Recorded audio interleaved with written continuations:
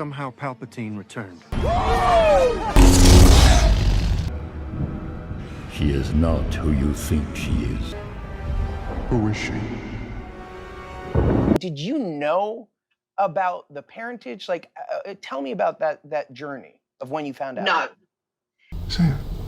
At the beginning, there was toying with like an Obi-Wan connection.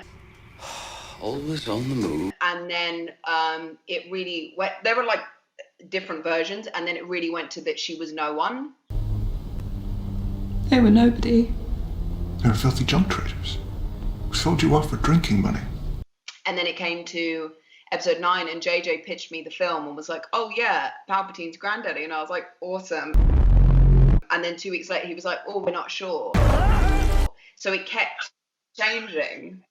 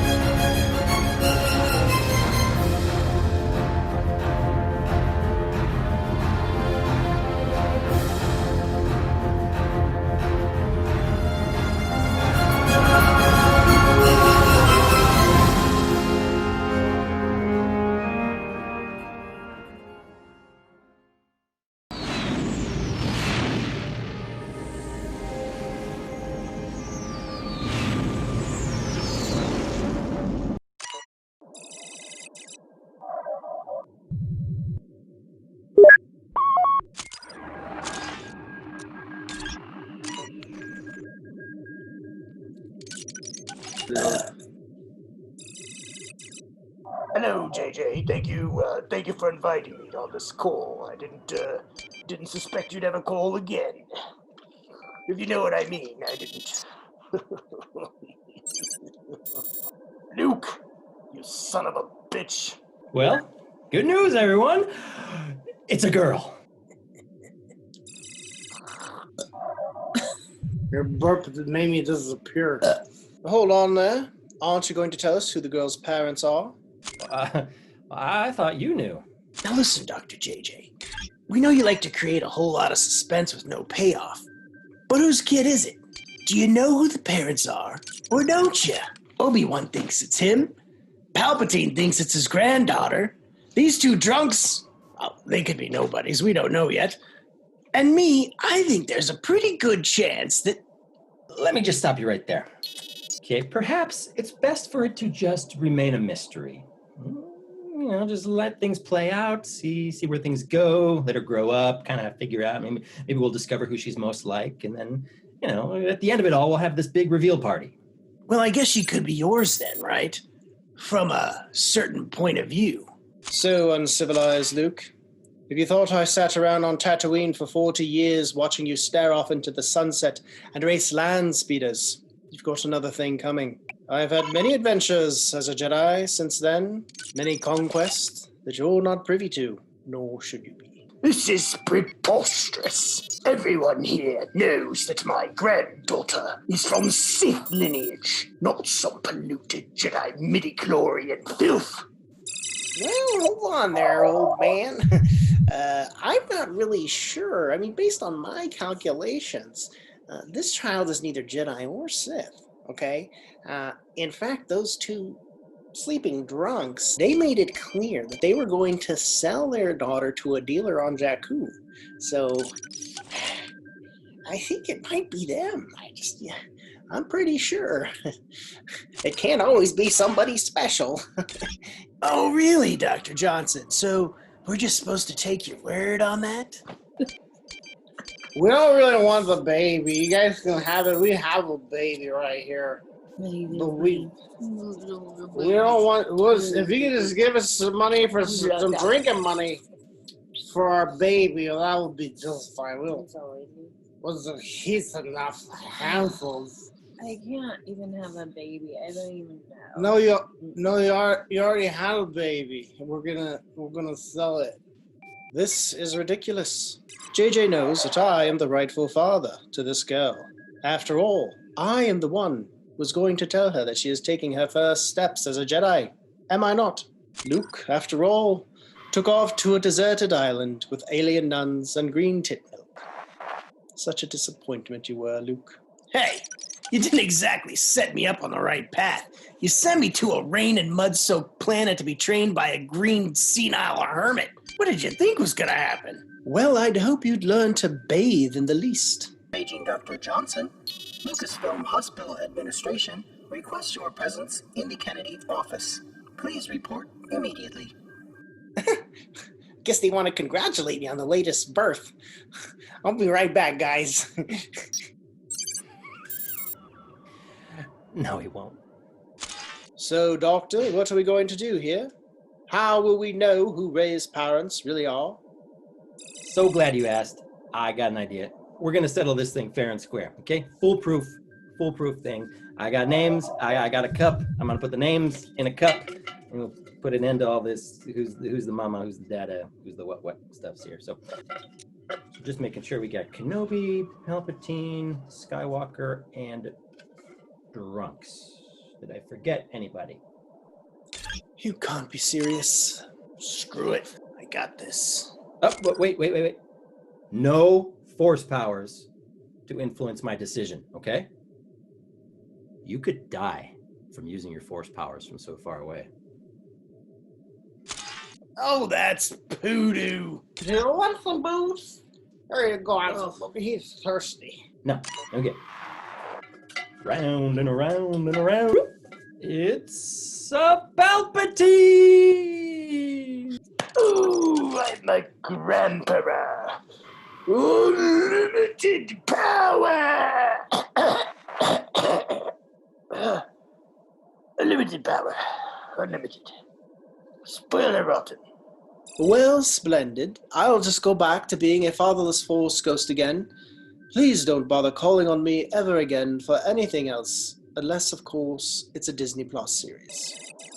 It's a Sith granddaughter. Sith granddaughter. Luke, I'm sorry. If you did not get a rose, you gotta go home. Just kidding. But what can you do, right? Luck of the draw, I guess.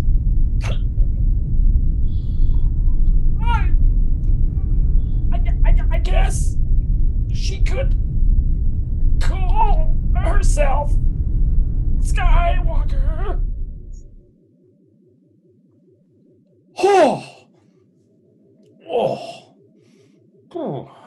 Yeah. Good idea, JJ. Good idea. Oh, shit. Well, I hope everyone's happy and got what they wanted. Somebody let the drunks know they can go home now. Goodbye, JJ. All right, sir. Yeah, nice talking to everybody. Okay, back to finding a new franchise to meddle with.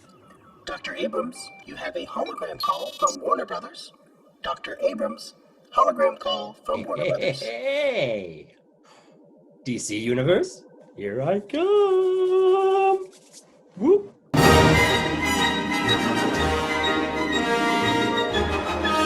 All right, everybody, it's time for my favorite part before we begin the commentary, and that is to mix our special cocktail for the commentary itself.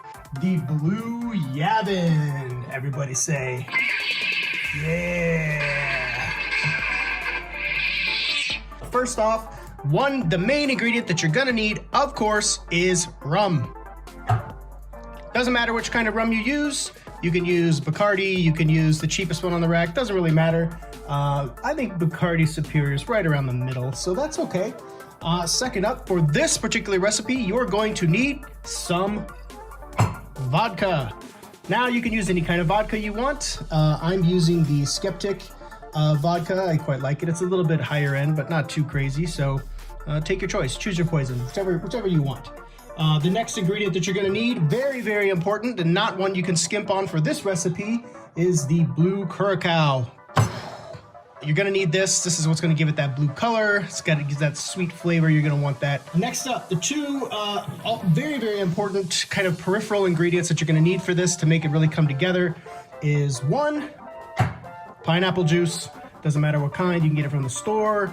You can get it from the liquor store. Just a little Dole bottle, whatever you want to use is fine. And then the most important ingredient that you're going to need in order to make this drink, the Blue Yavin, our take on the Blue Hawaii, is this. Some real coconut gourmet creme de coconut.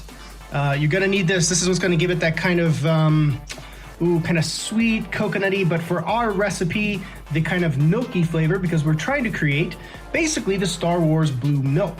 You'll see how that comes together. Let's get started, shall we? Oh, and of course, you're going to want to have a glass ready. Now, you could use a hurricane glass for this. I don't have a hurricane glass, but if you Google it, you'll find out what a hurricane glass is.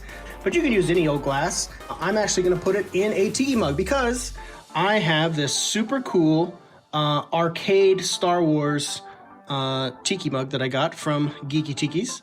And I've been dying to try this one out. So we're going to try it out today. You're also going to need a shaker, so don't forget that. Any kind of shaker will do. All right, let's do it. Okay, so first thing you're gonna need, some ice. So just put about 4 or 5 cubes inside your shaker. Close that up for now, set it aside, and then we're gonna get ready to start pouring. Oh, and before I forget, we're going to put a little bit of lemon splash in this too. Now this is optional, but probably you have this in your fridge already. I mean, look what I do. I've used it, quite a bit. But we're gonna put a little splash in this, give it a little zing, a little zest, a little that galactic flavor. So we'll set that aside as well. Remove that. We're going to take our mixer and we're gonna start with our rum. So we're going to pour 1 shot of rum. We're gonna do 1 shot of vodka. I dropped that in case you didn't hear it. There we go. 1 shot of vodka. Next, we're going to do our blue curacao. Now, I'm doing a full shot of this stuff. You could do a smaller amount if you want. Might look like you're about to drink mouthwash, but I assure you, that's not what it tastes like. All right, now, you want to shake up your pineapple juice, because it does tend to settle at the bottom. Don't worry, it's not going to spray out. Let's see if I'm a liar. I'm not a liar. So you're gonna do 2 shots of this, okay? So 1, 2. You know what? We're doing 3. We're gonna do 3. We're doing 3. Okay, maybe a quarter of that, okay? Set that aside. Now, this is your creme de la coconut. And you guys might have seen this in one of the other drink recipes, but basically you're gonna fill this all the way to the top because we wanna have that extra kind of milky flavor, again, to recreate that kind of blue milk look. So, and then lastly, we're gonna take just a little bit, if I can get this damn thing open, just a little squirt, just to kind of give it just a little bit of sour flavor. I had to like 3 squirts.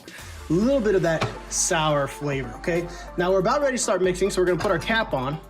So we're ready to go there, but we do need to prepare our mug. I'm also gonna grab a glass. All right, so we have a glass and we have the tiki cup. So we're gonna do 2 things. And I'm also gonna do one other extra thing that's gonna be fun. So, something that you can get if you want. You could buy these on Amazon, pretty much anywhere, but basically it's a drink light. So you can see, you can do a bunch of different colors. For us, we're gonna do blue, for the Blue Yavin. So we'll set that aside. All right, so some of you may not have heard of this. You can have, if you already have crushed ice ready, that's good. Good for you.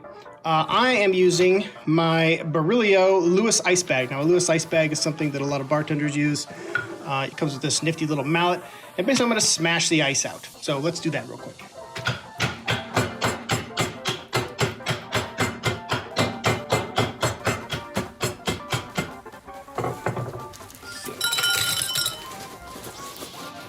I'm going to fill up this glass pretty much to the top. And I'm going to fill up my mug. Now you can do this much nicer than me. I'm just kind of throwing it in there. It's not like I'm serving this to customers. I'm serving it to myself. So we've got our ice, we've got our shaker, and now it is time to shake. But first, I'm going to put this little doohickey in there. And it's going to sit right at the top. And you'll see that it'll light up the drink once we're done. Shake. You want to shake, I would say, for a good 30 to 60 seconds with this. Give it a really, really good shake to make sure that you got a good grip. This is a new shaker, so I don't really have any major issues with leakage, but you have that cream of coconut in there, so you want to shake it up real nice. Real nice.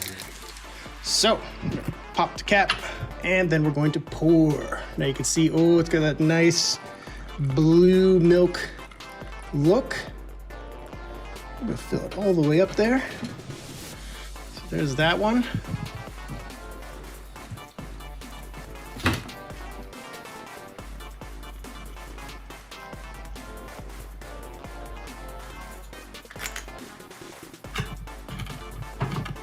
Oh, and the one last thing, of course, I forgot.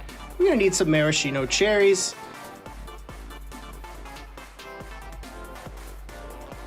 Now, of course, you're going to want a straw. So pop that on in there. So here you have the blue Yavin in my arcade tiki mug. You can have the blue Yavin in a glass. And there we have the blue Yavin.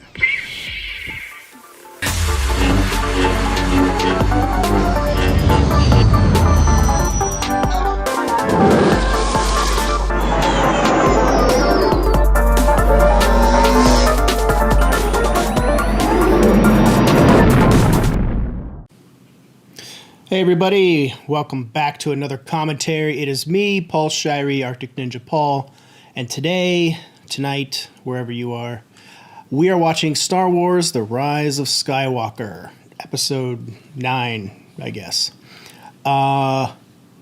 Just to get a few biases out of the way, slip of the tongue, out of the way. I am not a huge fan of the new trilogy. In fact, I think it is it's my least favorite of the 3 Star Wars trilogies. So I just want to be upfront about that right now. This commentary will likely be more of a roast than a commentary. So let me explain myself. I saw The Force Awakens, and I loved it. I loved Force Awakens. I saw it multiple times at the theaters. I had a blast. I thought J.J. Abrams did a great job. It just felt like Star Wars. It felt like Star Wars was back, and it felt like there was mystery in the Star Wars universe again. So I was excited about that, and that got me pumped. It got me pumped for more Star Wars, especially with that cliffhanger with Luke Skywalker. And then like the little teases of Rey, and she's like hearing voices. You hear Obi-Wan's voice and all this other stuff, and you're just like, wow, man, this is so cool. Like there's mystery again in the Star Wars universe, because up to that point, there was no more mystery. Everything had been figured out, be it in the books and comics and movies, and that was, we never expected to have anything ever again, and here we are. Then The Last Jedi came out.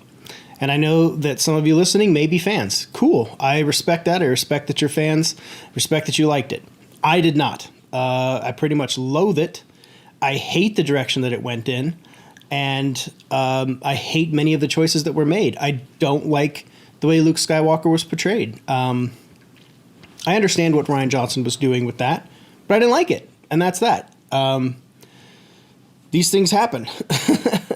And I think what it really shows is the vastness of Star Wars. It creates so many fans across the world, and I'll talk about that more in the commentary, but it creates so many fans, and we all have a take. And the truth is, I'm not saying that everybody has the best ideas, but we kind of become experts in a way, okay? That doesn't mean all of our ideas are great, but we kind of become experts in a sense that we really spend a lot of time thinking about these characters, about these movies, and we think about what we would want to see going forward because we're so invested. Star Wars has captured us. It's enraptured us. No matter where you fall right now in terms of how you feel about where Star Wars is at, maybe you hate it now, and you loathe it, and you hate everything it's become, and you stick by the original trilogy, or maybe you love the original and the prequel trilogy, or maybe you still love Star Wars with some reservations, or maybe you're just completely still infatuated with it. Any way you cut it, that is also the problem of Star Wars. So Rian Johnson came in to direct, and I think that he had some clever ideas and he had some cool ideas, but a lot of it just fell flat for me. Did not work. I ended up hating Luke Skywalker. I grew up in Return of the Jedi era, 1983. I was at the theater watching Return of the Jedi. Luke Skywalker was my hero. So, now I'm older, Luke Skywalker's older, and it turns out Luke Skywalker is a curmudgeonly old fuck who doesn't give a shit about the Force or anything, and he's secluded on an island. And, at the end of Force Awakens, it was wide open. He could have been anything. And they made him into that, and it pissed me off. I didn't like it. I hated his character. I hated what he became in every sense of the word. I also didn't like Rey's journey. I didn't feel that it was earned. I didn't feel like they knew where they were going. And you know what? They didn't. They started Force Awakens. J.J. Abrams had a lot of ideas, and he, dropped a lot of little Easter eggs, a lot of little clues, little things that he did a lot of setup. Force Awakens is a whole lot of setup, right? And The Last Jedi doesn't deliver on any of that setup. In fact, it basically retcons every good idea that J.J. Abrams set up. And then along comes The Rise of Skywalker, which in turn retcons everything that Rian Johnson set up, and tries to connect the dots in some weird way that just doesn't work. And in the end, which I'll talk about more, they did not begin with the end in mind. And that's where they screwed up. That's where it all fell apart. And it's probably one of the greatest lessons in terms of a billion-dollar franchise of what not to do. Don't start something that's going to be a trilogy with no idea where it's going. It's a terrible, terrible way to make a trilogy. So anyways, I wanted to get my bias out up front before we begin. So you're not in for any surprises. And maybe that means it's something you don't want to listen to. And I respect that too. But, a lot of it's just going to be fun. It'll make some jokes. I'm going to drink while I'm watching it. I'm drinking my Blue Yavin. Hopefully you're drinking your Blue Yavin. It's a fucking great drink. And we're going to have fun. It's going to be a fun little chat. I mean, I'm sitting in my living room about to watch it, so I'm chatting with myself, but really I am projecting that I'm talking to all you YouTubers out there. Apparently hundreds of thousands of you that listen to Cobra, my Cobra commentary. I'm so grateful, thankful that you guys, took that time. Even if you're just watching the opening, I really have fun doing the openings and put a lot of effort into this one too. So I hope you guys dig it. And I am thankful for you guys taking the time to listen and spend that time with me. And may the Force be with you, and let's get started. So I am watching, there's no special version, but just to give you guys a sense, if you want to watch the exact same way I'm watching, I'm actually going to watch the Disney Plus. It's 4K Ultra, HDR, 5.1, so that's what I'm doing. Probably have to adjust my audio once it starts, but I'm on the load page for The Rise of Skywalker. I'm going to hit play now, and it is loading. And Lucasfilm logo is up, so here we go. Again, I'm probably going to have to adjust my audio a little bit here. A long time ago, in a galaxy far, far away, they made good Star Wars movies. Oh, here it comes. I gotta crank the volume down a bit so you guys can hear me, and No, so don't get copyright infringement. The Rise of Skywalker. So I was at Star Wars Celebration when the first trailer was dropped for this, and I recorded it. I recorded the reaction because it was the first time that the trailer had been played to an audience anywhere. And it was great. I got to be honest. It was an awesome feeling. You just had those, everybody in the room was there for it. And it was cool. And, you see, it was the first time we saw the titles. Everybody was like, oh my God, Skywalker. So, meanwhile, Supreme Leader Kylo Ren rages in search of the Phantom Emperor, determined to destroy any threat to his power. Like, all of a sudden, there's a Phantom Emperor. All of a sudden, he's searching for this Phantom Emperor. Just so much shit that they just created out of thin air to continue this film. I'm going to take a sip. My blue Yavin, because I'm going to need it. That's fucking delicious. Man, I forgot where this even starts. I think it starts at Kylo Ren on that planet, like killing fools. I always love truly the calm before the storm openings that they have for Star Wars. I forget what planet this is.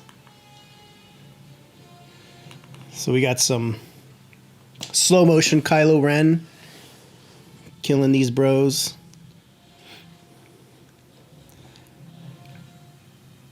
This really does look great in 4K. Now, I saw this twice in the theater. It's kind of like par for the course with Star Wars. I'll see them at least twice, even if I didn't like it. It was the same thing with Last Jedi. This one was like, I'm not going back for a third one. It's not happening.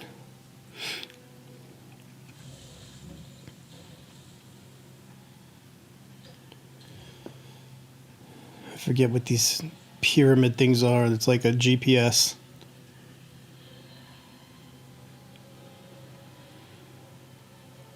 Just kind of funny to me that like all the advanced technology in a galaxy far, far away, and it's like they're still in the habit of planting devices with like basically a treasure map to a location.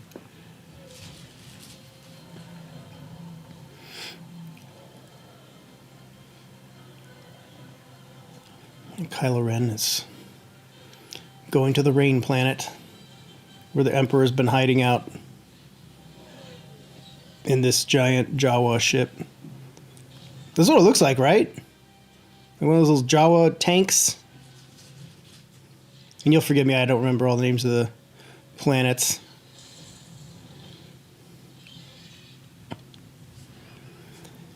One of the strangest things about this franchise is that I ended up, by the end, loving Kylo Ren more than any other character. And he was the character that I wanted to succeed, not in a villain way. I had hoped he would turn good or redeem himself. I think that makes for a more compelling character, and I'll talk more about that as we get to those plot points. But I just found him the most fascinating character. He was conflicted, strong, interesting. Oh, I killed Snoke. And here we hear Emperor Palpatine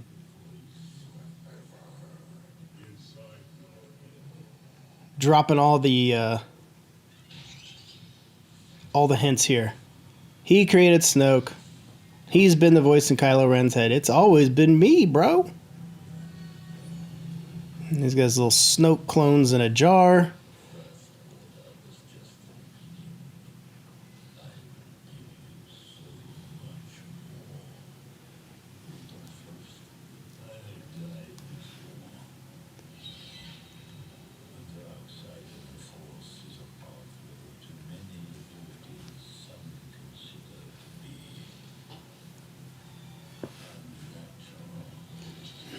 Yeah, it is unnatural.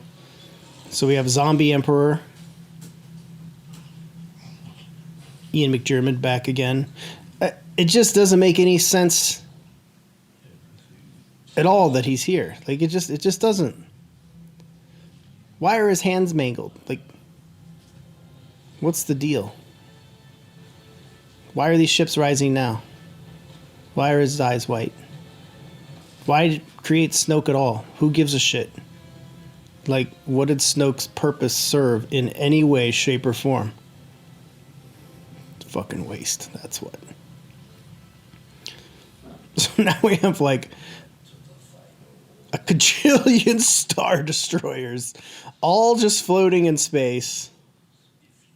I guess they have like hover technology.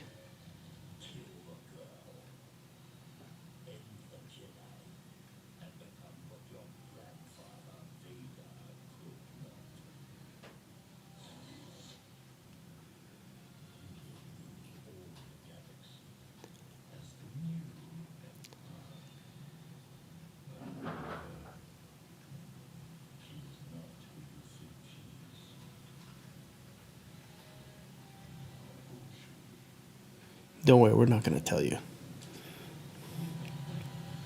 So, the Emperor wants Rey dead, and he wants Kylo Ren to do it. Okay. Doesn't make any sense because it's not what happens. It's not how events unfold from what I remember. It's frustrating. And here we have Chewbacca playing the chess game from episode 4 with Poe and Finn. 2 characters that have become basically completely worthless in the franchise at this point. John Boyega has been very vocal of late about this, and I agree with him. I agree with John Boyega. I think that like this guy, They never even explain what that dude's doing or who he is or why he's there. They always just like throw random people in there with no explanation. And I don't need like a whole origin story, but like they never even say his name, I don't think. Unless they just did and I missed it. But anyways, back to John Boyega. So, he said, look, like you guys prop me up to be something special, to give me an arc, to give me a story. And they fucked it. They really did. And they made a big show of it, too. The first shot from the Force Awakens trailer was a black man in a Stormtrooper outfit, which is John Boyega, which is, it was obviously a very an obvious attempt to show, hey, black people are in Star Wars. We have black people in Star Wars now. They're stars of the movie. Cool. Awesome. And then it was almost like, okay, we got that out of the way. Now we don't have to focus on that anymore. And, Finn, he was an interesting character in Force Awakens. Rey was an interesting character, if not extremely Mary Sue. And, I thought there was potential for Finn. Does he have Force powers? There's something more to him. And then Last Jedi, they send him on the most there goes the first woo from Finn. So not only did they like get a black guy in there, but then they just went ahead and threw in every black stereotype. I think he says woo like 5 or 6 times in this movie. It might only be twice, but that's still too many times. Like, why? Why does he have to say woo? Why can't he say yes or awesome or I don't know, some Star Warsy thing? But anyways, I do think that they underutilized him. They built him up, propped him up to be something special, something interesting, and give him an arc. Why was he a Stormtrooper? Who were his parents? Where did he come from? Like all this stuff, And you could say, well, they didn't talk about that in episode 4. We didn't learn all that shit. We didn't learn where Han Solo came from or any of that stuff. And it's like, well, yeah, maybe you're right. But we got to know these characters. We got to know them. They did have arcs. Han Solo had an arc. He had challenges. He had stuff going on. Even if it was just his romantic interest in Princess Leia, that was a huge part of his journey.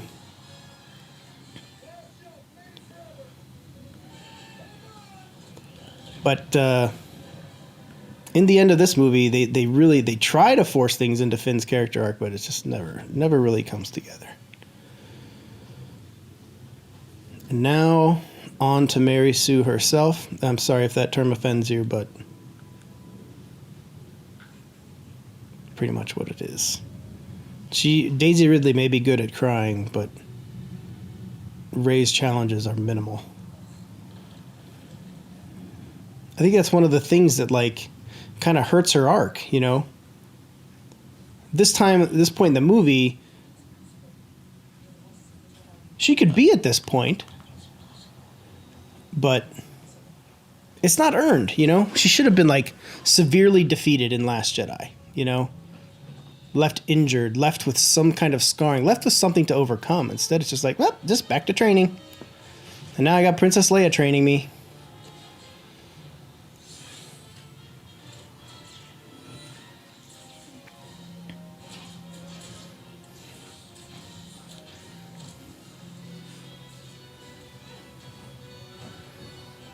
And you know who shows up for all the Star Wars movies? No matter what. No matter how good or bad they are, you know who always shows up? John fucking Williams. John Williams shows up every time ready to work. He ain't fucking around. And you can count on that. Or you could. I doubt we'll see him do another Star Wars film. If we do, that'd be magnificent, but...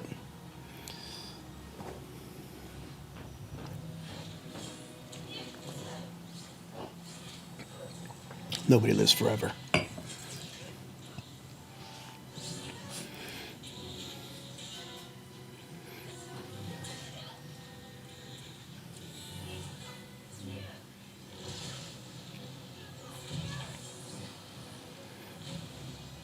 I'll tell you another thing that bothers me about Rey is in Force Awakens we see that, you know, of course she's not going to have great, tremendous lightsaber ability. She was decent.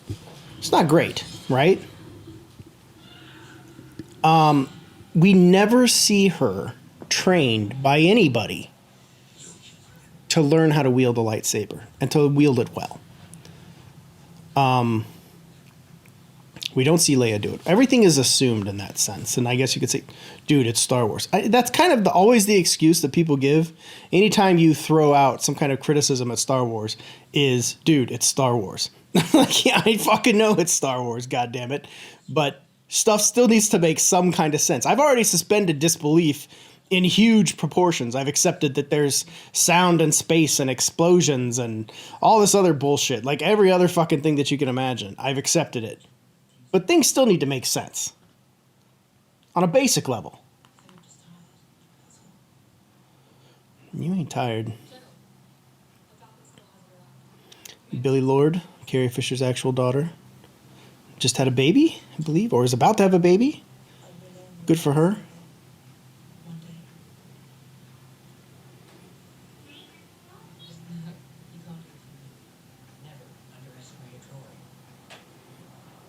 Never underestimate a droid. Great line. And here's Rey reading her books, which also have this GPS shit. And this is kind of sad. The Rebels are just like in their worst possible state, right? Like at least in episode 4 they had a base in Yavin. Here they're like in the fucking woods. Like all their ships just parked in the woods. Like, how are they going to defeat the First Order? It's nonsense.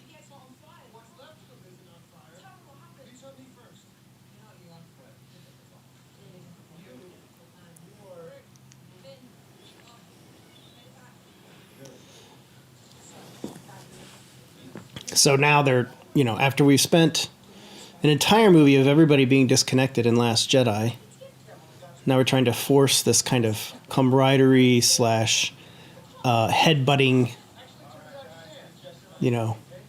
friends being friends, people being irritated with one another, but still fond of one another, as if they've been around each other for a really long time. Problem is, they didn't have much of an opportunity to build that chemistry. You look at Carrie Fisher and Mark Hamill and Harrison Ford. They had 3 movies where they spent a lot of time together, and got to know each other pretty decently.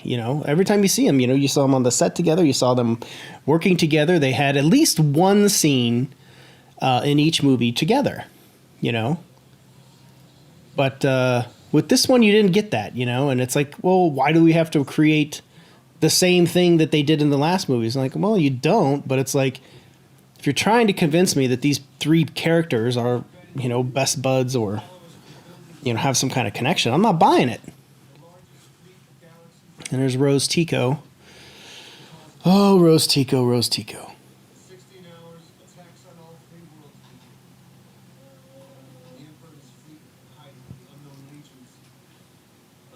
The Emperor is back. We got it in a Fortnite message. Some of us X-Wing pilots were playing Fortnite, and all of a sudden there was a message from Palpatine, and he's like, I am back, you fools. He's been back this whole time, pulling the string. Pull the strings! So ridiculous. And here's this worthless chick that, like, the Force Awakens. Like, where'd you get that lightsaber? Where'd you go? How do you know all this? That's a story for another time, but it will never be told in a Star Wars movie.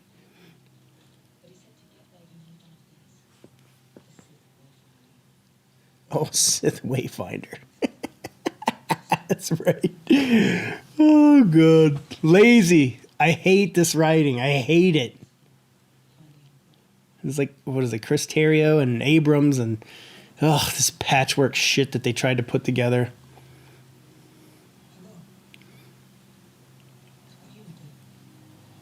God, it's frustrating.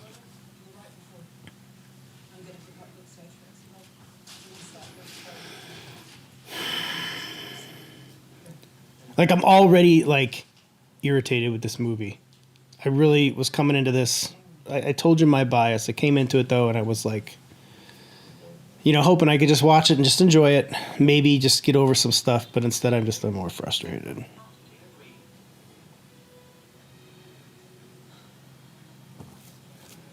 So it goes.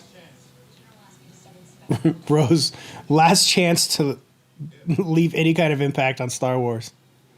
No thanks. I'm just going to stay back here and, like, read some shit. Be Leia's little bitch. After you guys done fucked me over in Last Jedi. I don't blame the actress. I forget her name all of a sudden. For Last Jedi, I blame Rian Johnson. And, you know, look, I'm not trying to, like, create, like, some hate movement against Rian Johnson. Please don't.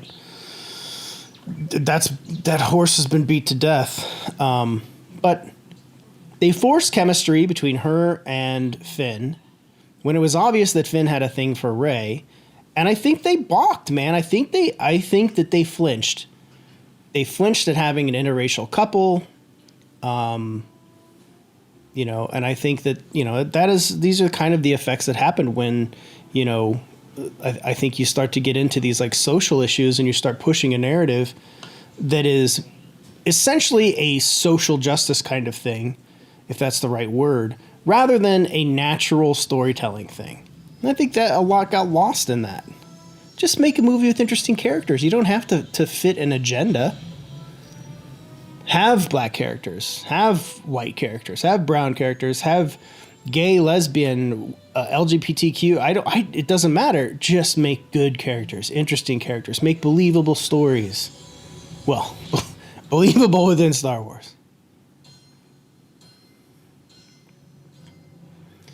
Kylo Ren's getting his massive. Now we have the Knights of Ren, but don't worry. We're not going to learn jack shit about them either.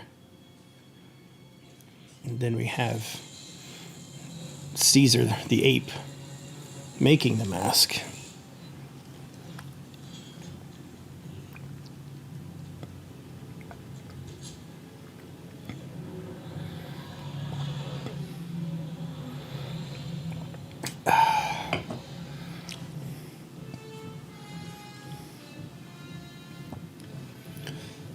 Kind of surprised he didn't make up, like, some new helmet.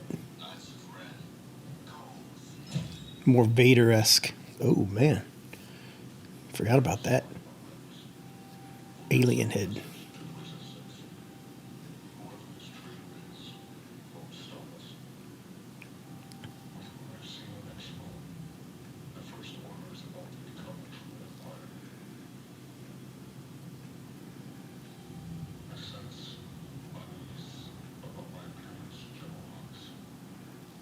General Hux.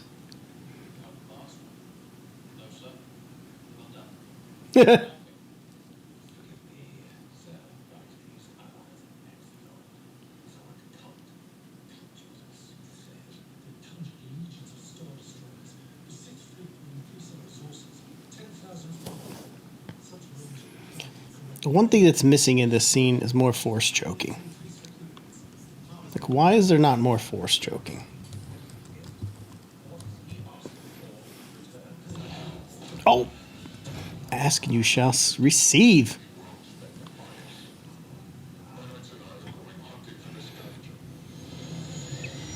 It's interesting that they got Richard E. Grant in here, and it's kind of just a thankless role.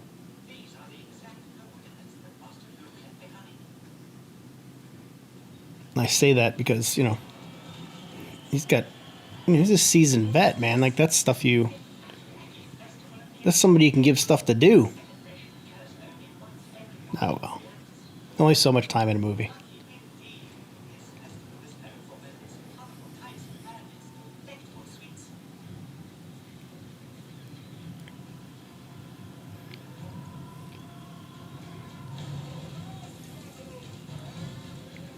Why is R2 not with them? I don't remember why R2, what happened to R2. Oh, he's back with Leia, right? He's like retired. He can't go on missions anymore. He's too old. And he can't roll. But he can fly. In the prequels, he can fly. He lost his flying powers.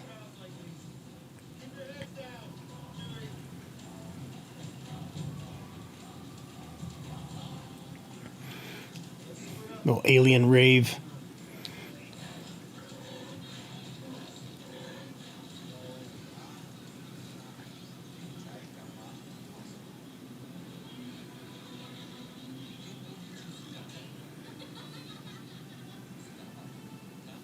I mean, the effects are the least of the new trilogy's problems. The effects are, you know, stunning, top-notch, ILM, come on.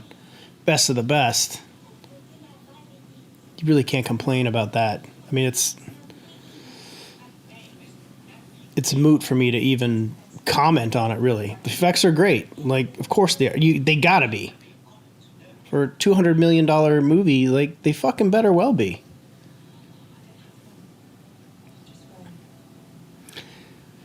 Yeah, not a subtle drop that you're going to change your name to Skywalker at the end.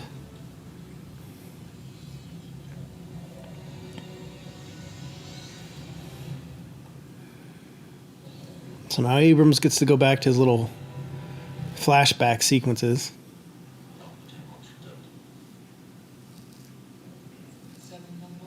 Oh, no, this is his telepathy.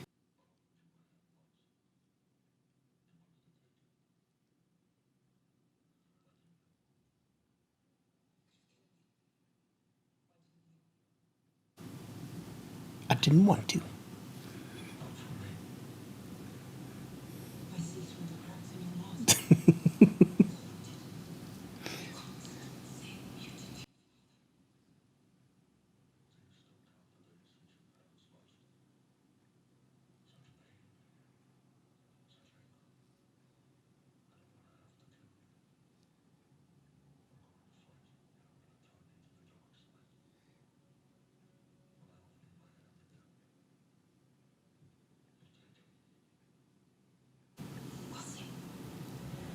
Ooh, good one. We'll see.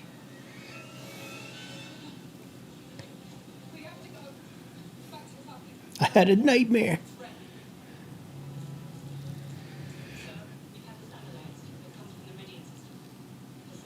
Man, they had that analyzed fast, huh?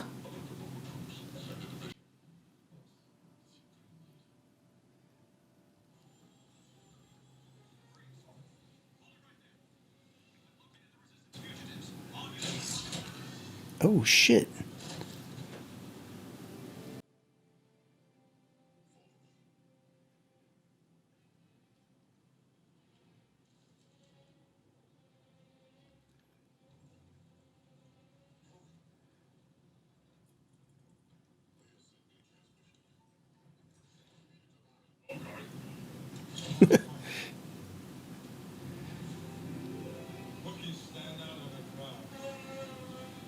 Lando, we're always in some crazy costume.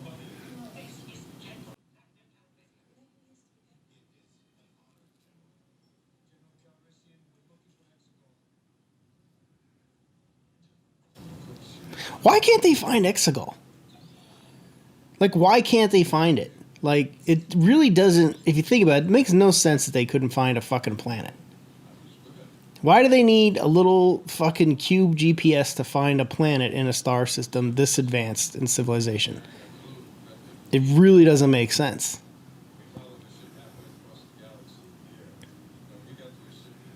Ugh. Make my brain hurt trying to make sense out of some of this shit.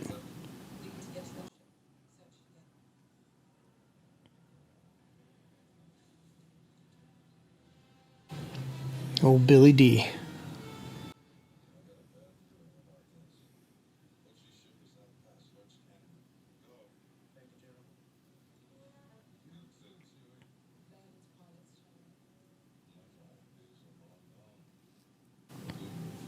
No, they ain't. Yeah, you give her your love. You dirty old man.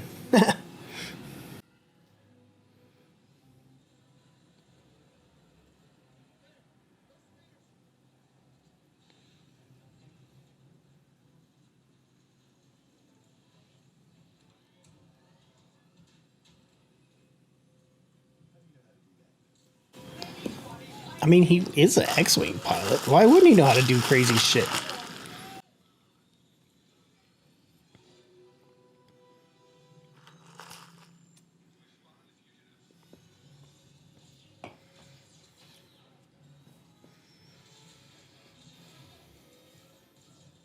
I wonder what the advantage is to have a tracked vehicle in the desert like that. I don't, there's like rocks and shit. Like, why is that?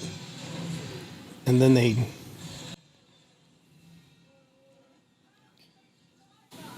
I feel like, you know, in some... They kind of ran out of ideas on this. Just have a fucking speeder chase. God damn it. You don't gotta have these stupid-ass track motorcycle things that launch fuckers from the back. If you hit that button on accident, man, come on. It's just not a well thought out. Not a well thought out mechanism. I don't like it.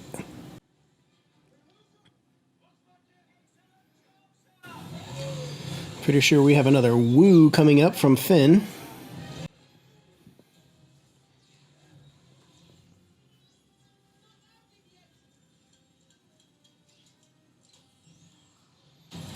Mew.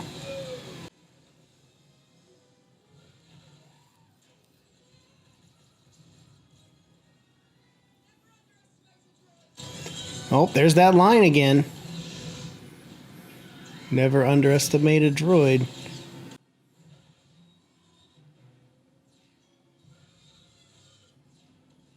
Is there a payoff to that line later? I don't think there is. We'll find out.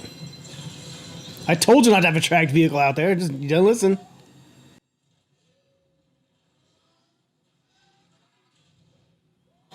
Oh, there it is. Count the woos. That's 2.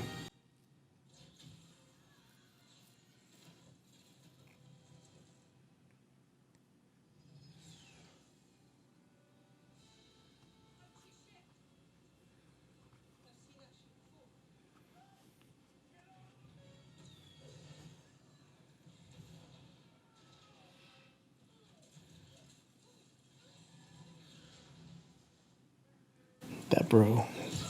He's a good shot, man. That dude is like, he should get like the Stormtrooper Medal of Honor. Posthumously.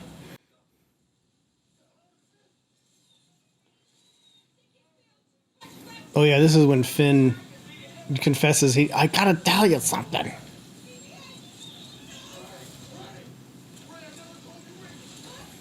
I never told you. Doesn't he like never tell her too? Like they set again, like this setup with no payoff.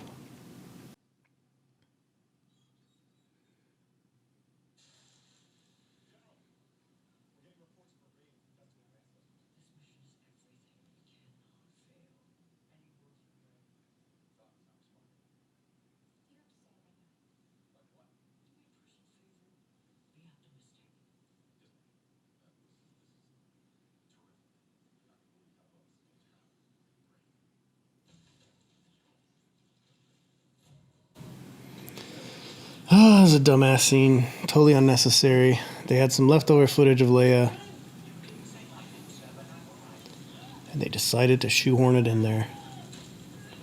Like, I get it, man. Like, it's tragic that Carrie Fisher died before she could be a part of this movie and really get her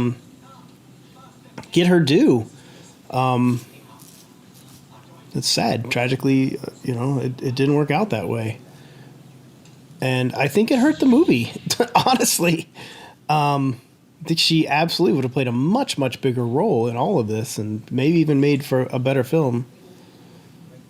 But sadly, now everything about her appearance in this movie, it feels shoehorned in. It feels unearned. It feels, disingenuous. It's just not, it doesn't feel real. And it's distracting. I don't like it.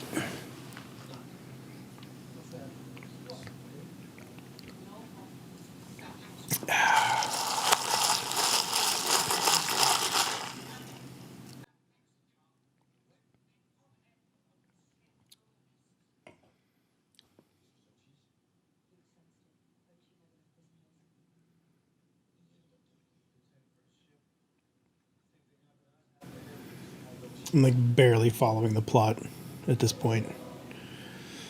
Because it's just so like lame-brained. It's like overly complicated for no reason. And all the things that are overcomplicated are stupid. Because it's dumb. Find a wayfinder. Find like this fucking knife. Oh, here it is. The knife. That like shows you how a ship is like fucking sunk. And leads you to the Emperor's. Like, it's just dumb. Like this. Somebody like sat in a room, they were like, let's have a treasure hunt in Rise of the Skywalker. They're like, fucking brilliant, bro. Fucking brilliant treasure hunt. Yeah, and they're gonna like carve a knife. Kind of like Goonies, when he holds up the thing. Oh man, I love the Goonies. Me too, bro. Fuck yeah, Goonies and Star Wars.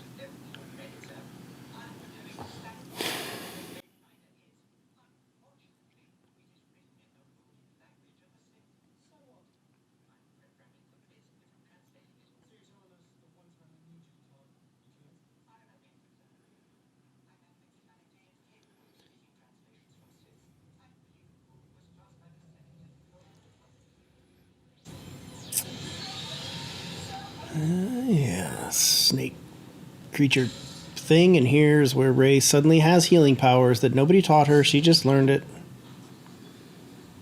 because she's a Mary Sue.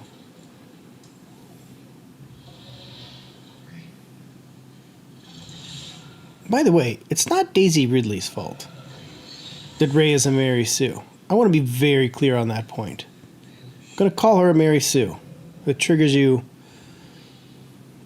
too fucking bad.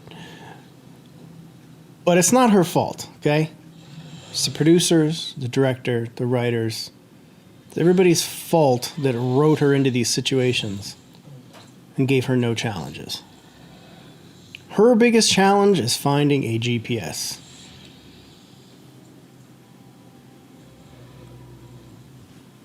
Think I'm exaggerating? Just keep watching the movie.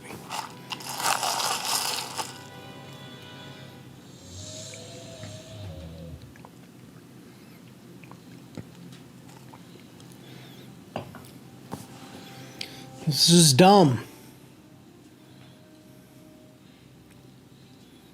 And if you'll recall, they did this on The Mandalorian with Grogu, aka Baby Yoda, who uses his force powers to heal people, including Carl Weathers' character in the first season. And so then it shows up in this movie. And so now all of a sudden we have force heal, and she knows how to do it.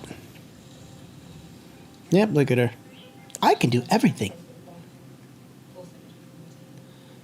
I just use some force energy. Just like when I fixed the Millennium Falcon. Because I know how to do everything. I just do. It's because I'm a Palpatine.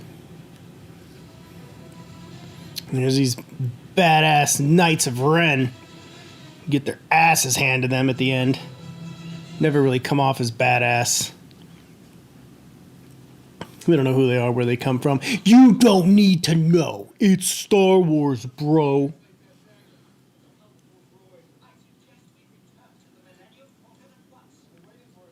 Shut the fuck up, 3PO. I mean, R2's a problem. Look, Chewbacca's still got to carry BB-8.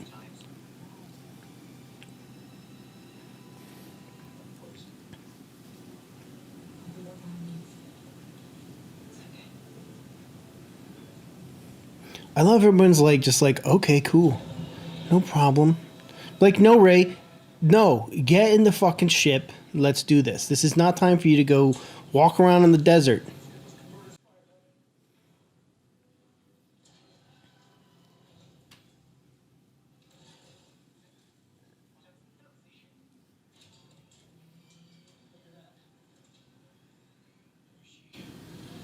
Why would that ship still be there on that planet? I mean, they basically... it was hardly a drive to get there, right? It was like a little speeder chase in time to get there. Why would that ship still just be there, functional? Isn't it supposed to have been there for like a long time? You told me the locals wouldn't have ransacked that shit? I don't buy it. It's Star Wars, bro.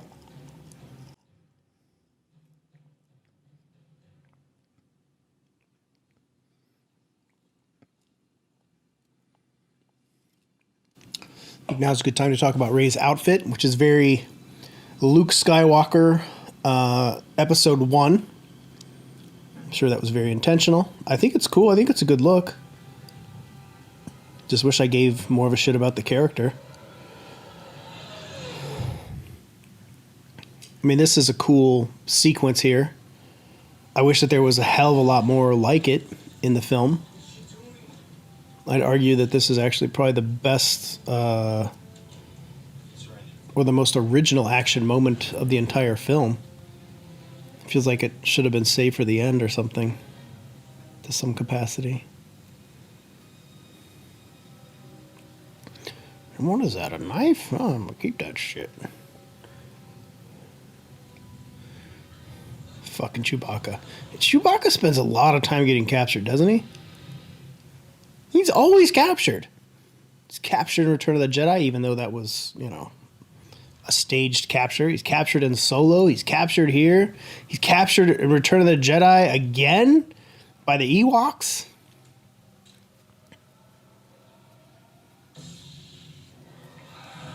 Motherfucker's always captured.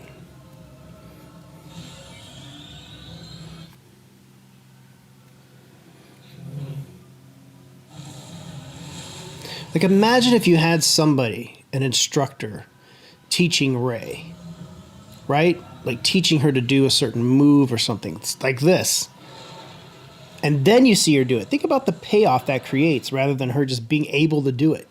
Just being able to do it is kind of the definition of a Mary Sue. It's cool. But it ain't earned.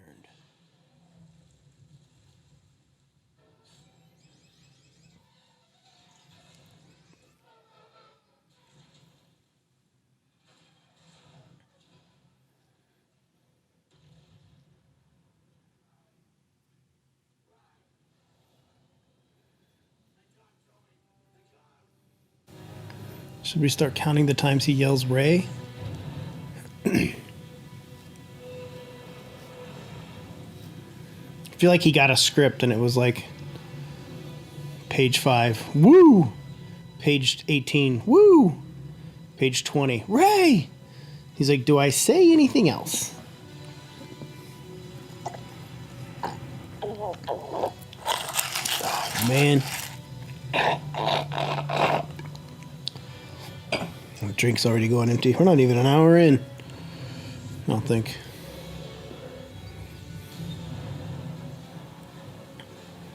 Everybody on board is like, fuck.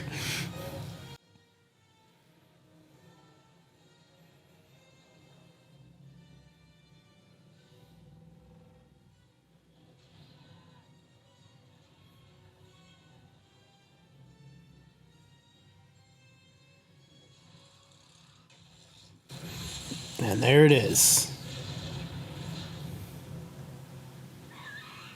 Yeah, he just blew him up. Not really.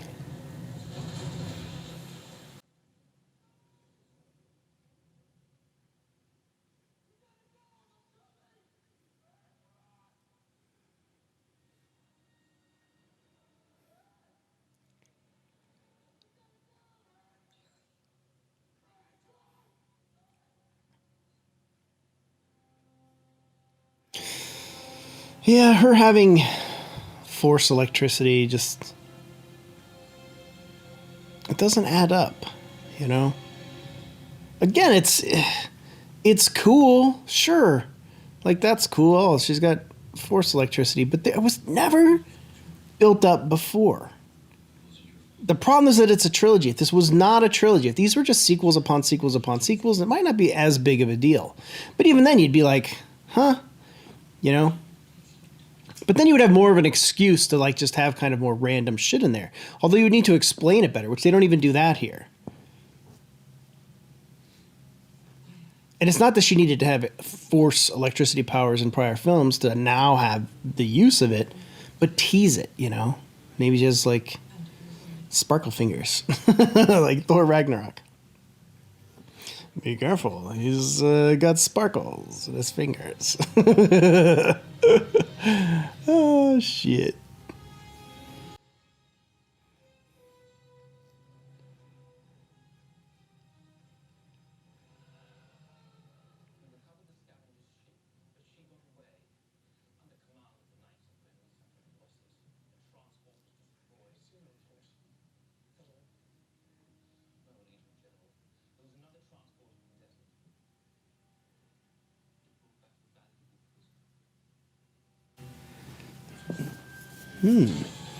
Oh, Chewbacca. There were 2 ships. Oh, you sillies.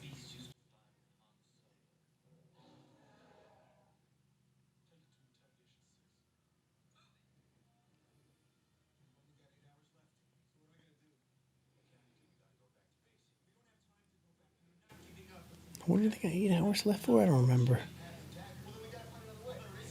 I mean, you figure 8 hours in space. That's like, dude, you're fucked. If you only have 8 hours for anything in Star Wars, you're done, son. Like, you're literally traveling like light years between planets. Even if you're traveling light speed, you know, 8 hours just ain't gonna cut it for anything.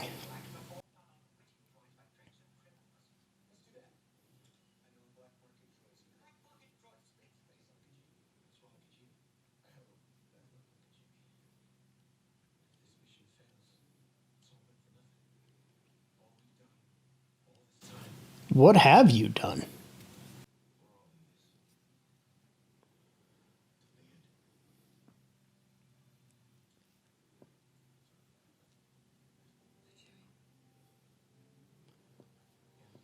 From a storytelling sense, I feel like losing the Game of Thrones bros from their announced Star Wars project is a huge fucking loss to Lucasfilm. I mean, those guys, say what you will about, you know, how you felt maybe about the finale of Game of Thrones, you know, be it, and it was rushed in that last season. But, god damn, those guys did some brilliant, brilliant work. I mean, some of the most awesome, shocking, tremendous television ever. And just to imagine what they could do with Star Wars, man. He's just fucking useless. Useless. Did I say youthless? Useless droid. Hello, I'm Dio.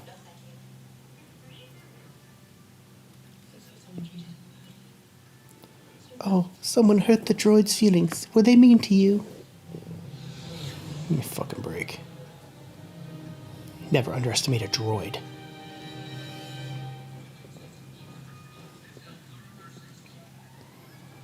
I'll underestimate a droid if I want to.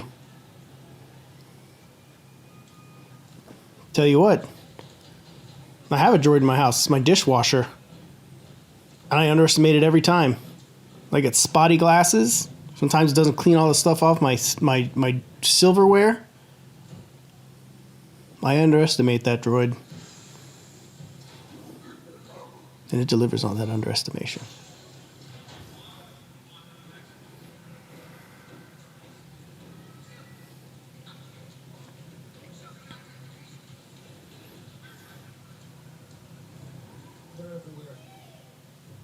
No shit.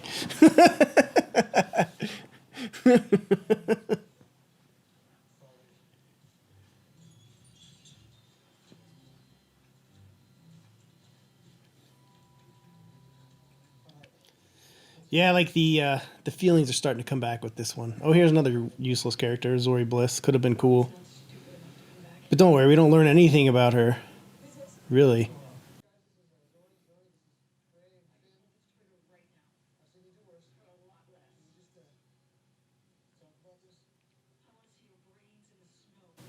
Wow.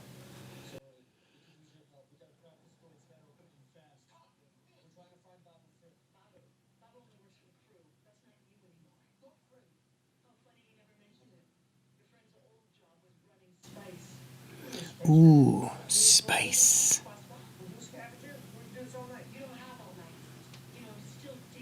He who controls the spice.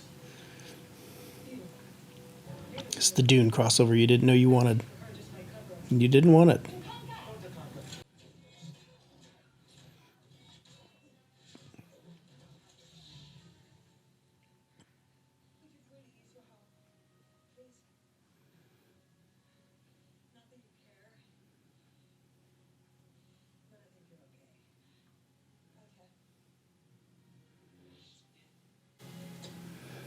I'm a nice lady. Even though my grandfather's a mass murderer.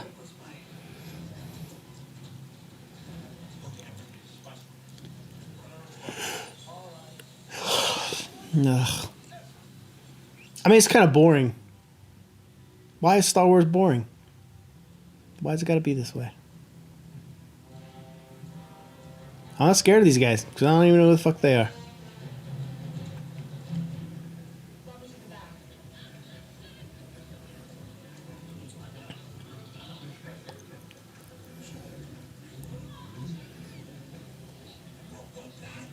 I think just, one of the problems that I have too with when they're doing continuing, like a trilogy Star Wars movie, they're like, hey, you really do feel the commercialization, right? Like why is Zori Bliss in this movie? Why did she even need to show up, Why did we need so many of these like side characters in that way when it does nothing to really further the story? It doesn't, I guess in a sense Zori Bliss exists to give us a little more context on Poe Dameron, that he used to run Spice. Like, really just saying that is enough, We've had 3 movies to get to this point, and it seems like a stupid-ass revelation at this point. To be clear, I really do like Oscar Isaac. I think he's awesome. Like, Oscar Isaac is a solid fucking actor, and he's better than Poe Dameron. And thankfully, he's going to be Moon Knight, and I feel like he'll get his due. Because he didn't get it with Poe Dameron, same as John Boyega didn't get it with Finn, and really Daisy really didn't get it with Rey.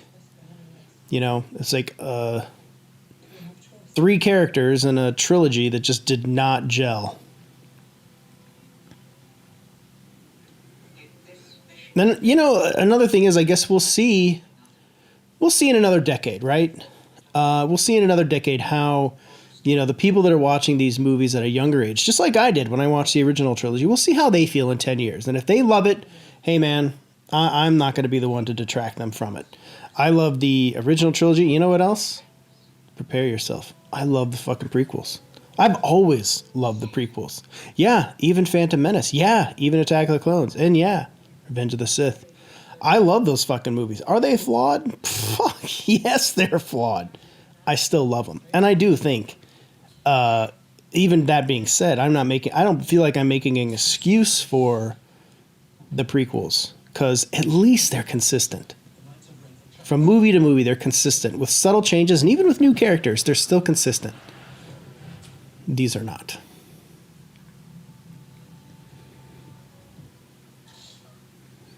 I do like Babu Freak. He's pretty funny.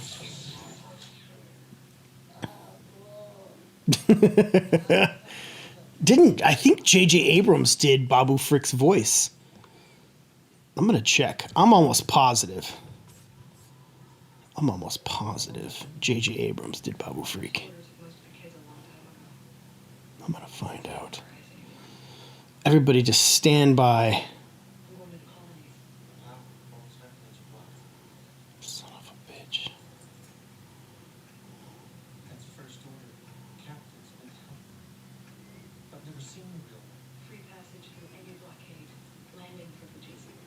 Can't find it. Wait a minute.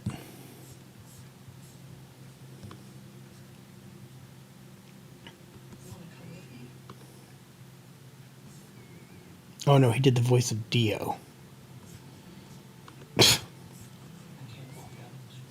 Okay.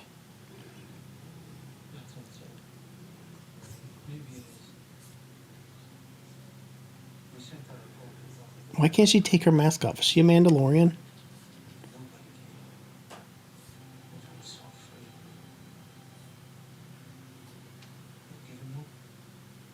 Six fucking writers on this movie. Terrio, Abrams, Derek Connolly, Colin Trevorrow, Chris Terrio. Well, I guess 4 writers. Abrams and Terrio were credited for screenplay and story. I saw, you probably saw Trevorrow's story concepts when he was the original director. I don't particularly care for his take on where things went, but I do think they're a little more interesting than where they went with this one. There was no Emperor, and it was pretty much about Rey and Kylo and their conflict, which I think is a little more earned. I think bringing the Emperor in is just kind of like, dude, we just defeated this fucker last trilogy. Why is he the main threat again?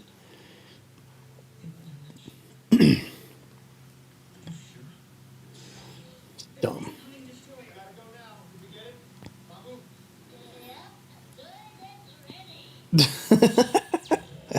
I like Babu Freak. He's funny. Yeah, this is ready. He's got flannel eyes.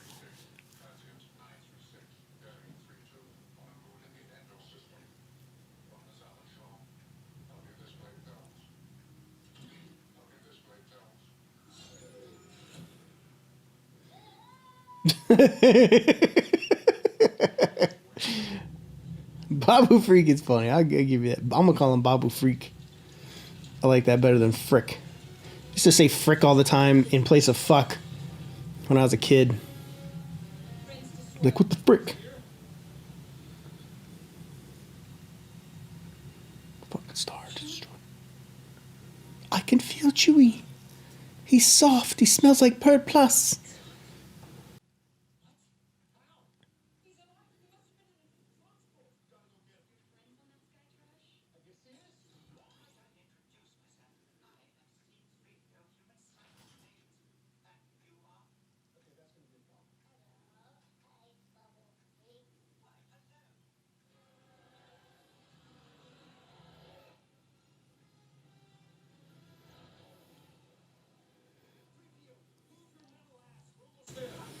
Oh, they said ass in Star Wars. I'm telling.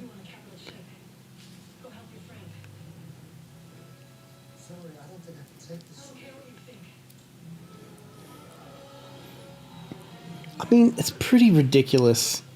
Like, just talk about some of the dumbest fucking plot mechanisms here. She has a fucking code thingy that'll give you like a one-time pass to fly any ship onto a fucking Star Destroyer. Like, what? When they were making the Star Destroyer, they were like, hey man, you know what would be a cool promotion for the new Star Destroyer is if we gave out like, 10 of these like free pass things and you could just fly any junker onto the ship, it's like like a little freebie. We give back to the galaxy a little bit, you know what I'm saying? Let's make a few of those things. There's no fucking accountability in the First Order, let me tell you. Bunch of undisciplined cowboys. Maybe don't just walk onto a ship like that, you dumbs.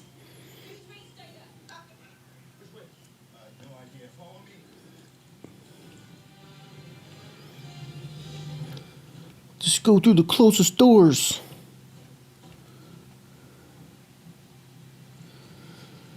Yeah, and here we're just kind of like going through the greatest hits of Star Wars. Like, well, we got to get him on a Star Destroyer. We got to get him here. Got to get him there. We got to go to the desert, and then we got to go to a ship, and then go to a crash ship, and then we're here.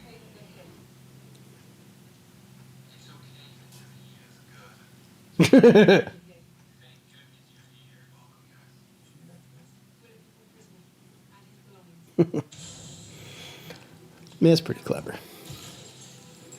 Credit where credit's due. If it's funny and it works, cool.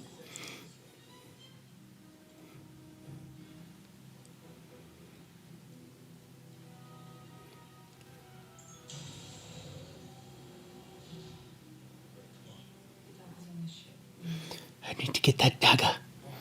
Because it's like, have you not seen the Goonies?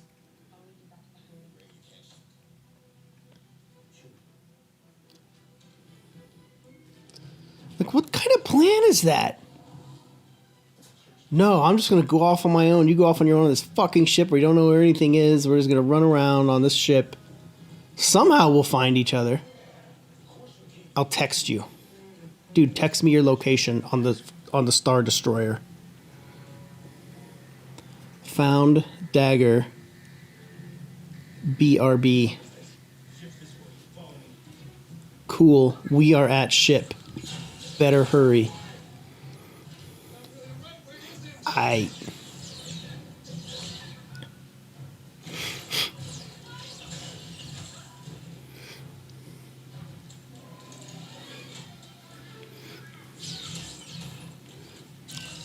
Chewie's old hat.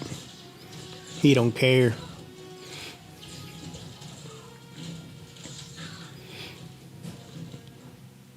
That killed him a lot of stormtroopers.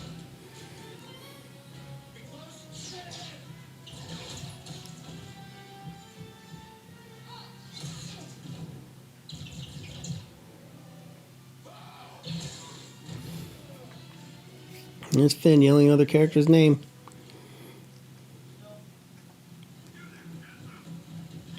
Just imagine if one of those guys like caught a laser to the face, like To Live and Die in LA style.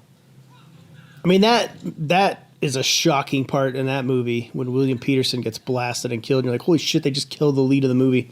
Imagine if fucking Poe or Finn just took a laser to the face and died. Like, PG-13, motherfuckers. Welcome to Star Wars. We're killing fools now. They ain't got the stones.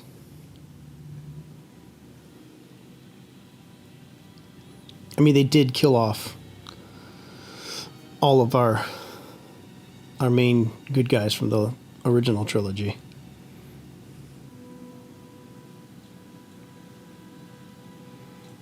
Ain't your Star Wars no more, bitches.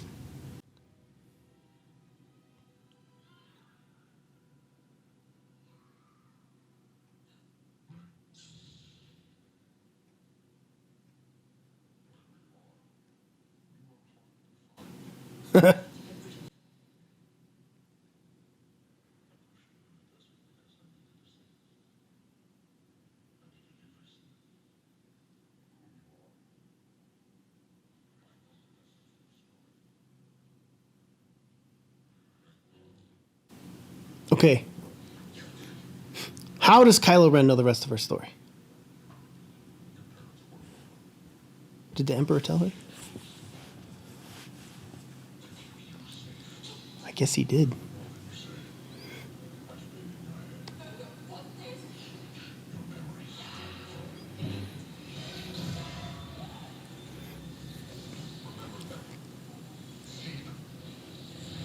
I thought they were nobodies. What happened, Rian Johnson? What happened? What happened to your little story of the drunks buried in the grave, bro?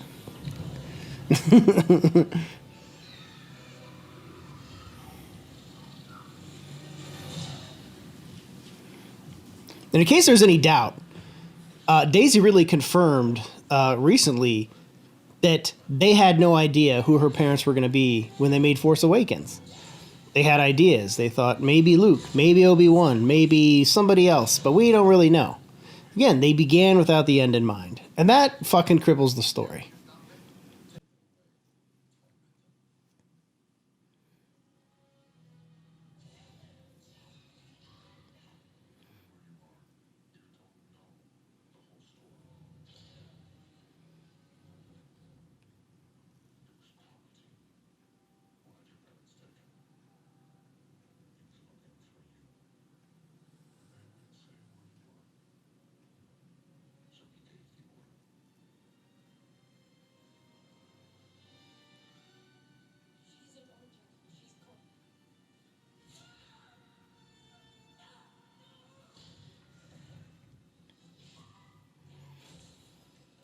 Oh, my dad's mask! My grandpa's mask. You bitch.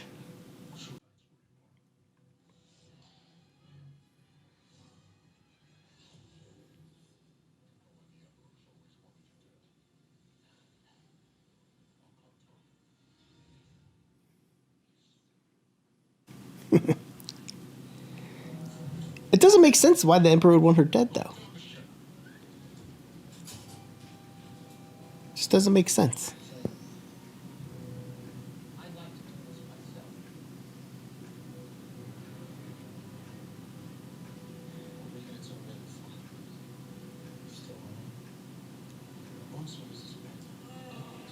Like, I hate this banter. I hate this. We're about to die and let's have an argument banter. Like, really?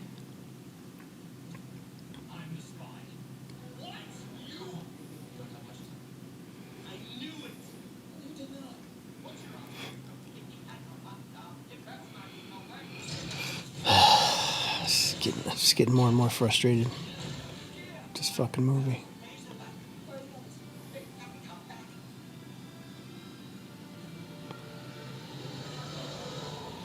Oh shit!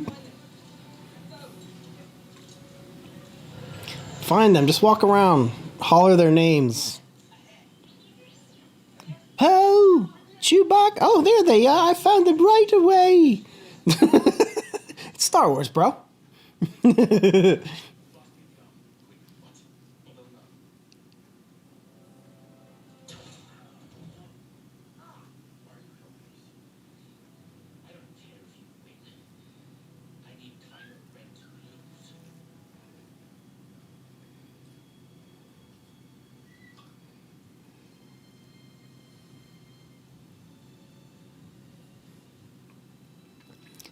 You had something to tell me? I'm gonna break into a Fortnite dance.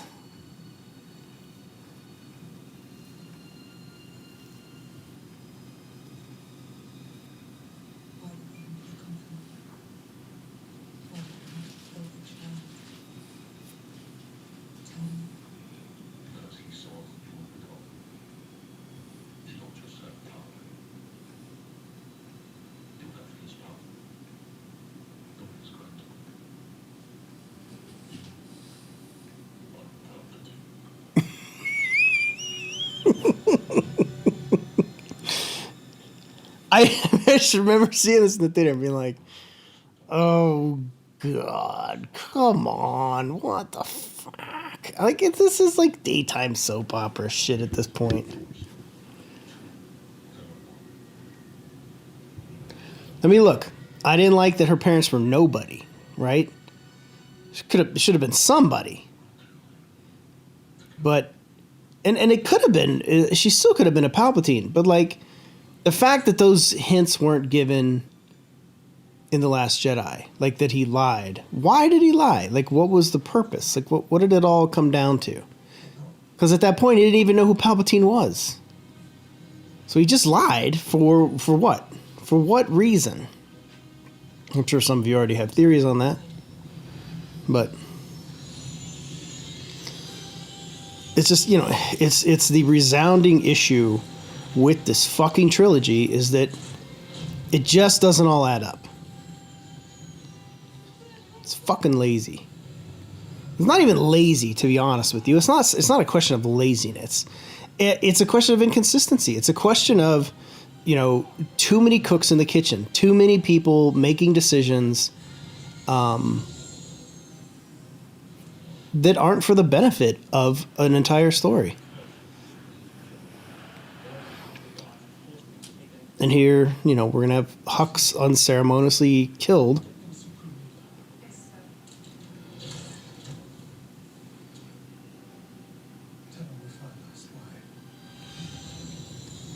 Like, okay, bye. Like, you know, he was, and that's an instance where you had a character that was like built up to be something, and then they're just like, we're gonna make him a spy, and then we'll just kill him. Like, all right, you know, he's the Force Awakens. He's given like, you know, these Hitler-esque speeches and shit, and you know, seems like somebody that's going to be kind of a true menace, and would have a rivalry with Kylo Ren that wasn't just, well, I'll just turn to the good guys. Just because I don't want Kylo Ren to win. Kind of nonsense, man. But they don't know me.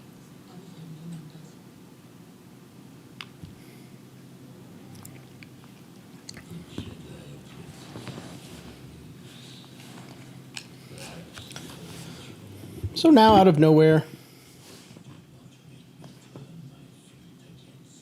Kylo Ren now has a line to the Emperor.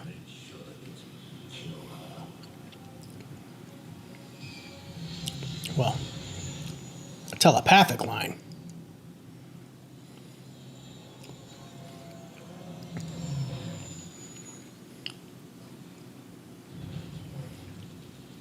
You know, I was going to complain about those guns, but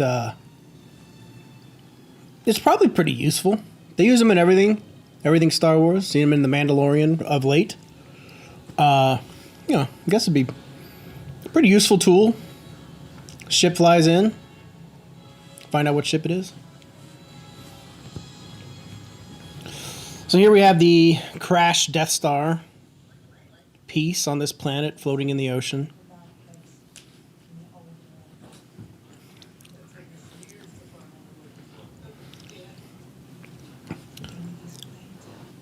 Obviously, you haven't seen the Goonies, Poe. Why would she even think to do that as, like, the very first thing? Oh my, look at this. The stagger is made so perfectly. Who would think to do that?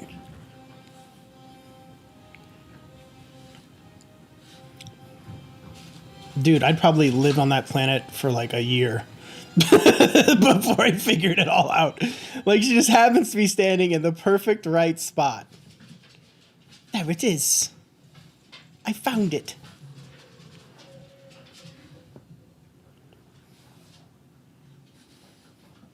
Those are just horses with horns.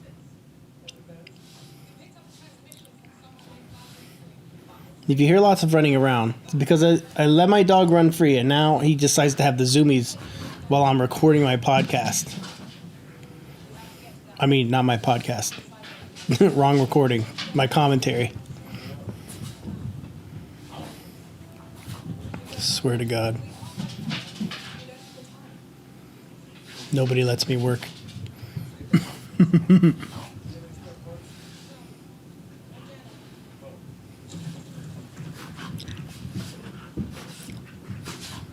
And just, more characters to take up space.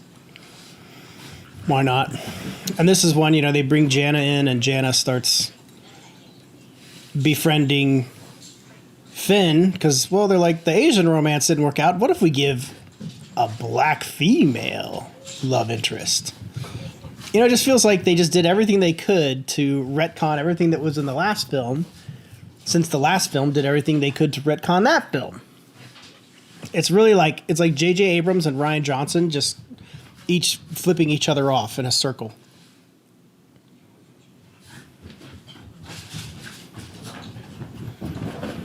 Oh my God. You guys hear this? Are you hearing my dog? He's literally running in circles in the living room right now.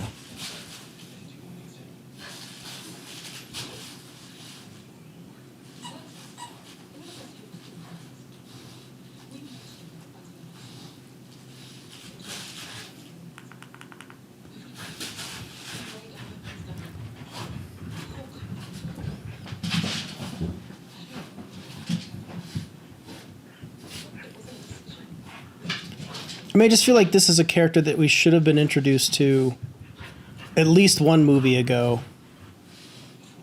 to invest in their story. I just feel like it's a lot to ask of in a movie that's already jam-packed with so many characters.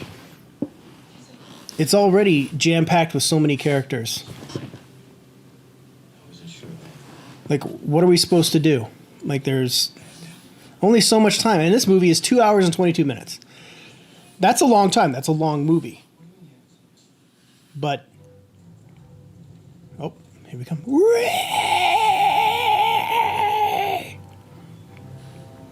You fucking bitch, what are you doing? Of course she has to have a boat thing.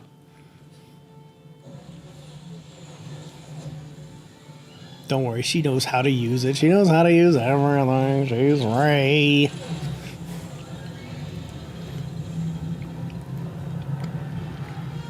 It's an ocean spaceship.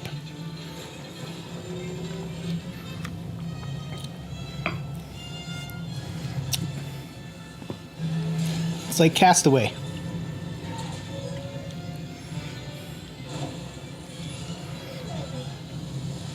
Like, I think that stuff's meant to be exciting. Are you excited? Were you excited? I'm not excited.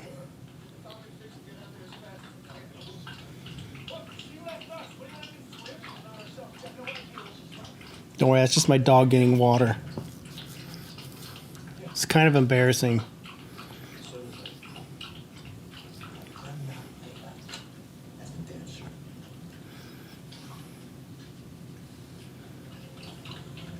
He has no respect. Dogs have no respect. They don't care. He'll probably bark in a minute. I told you he was going to bark. You know why he barked? I'm going to tell you why he barked. Because he saw the vacuum cleaner. Buggy! Go lay down now. It's a vacuum cleaner.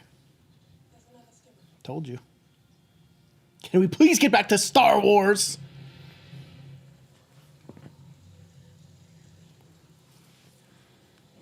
Gotta get to the part where we find another GPS wayfinder.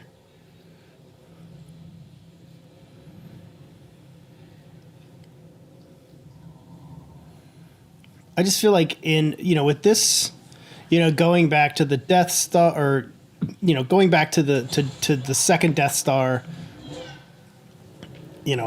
crawling around, it's like, okay, so we're kind of tying this back into Force Awakens a little bit, in the first film when she was running around doing that. And, but then it felt more natural. It felt more like, oh, this is an interesting character. What is she doing? Is she scavenging? And this should feel like more of a payoff moment, but it doesn't really.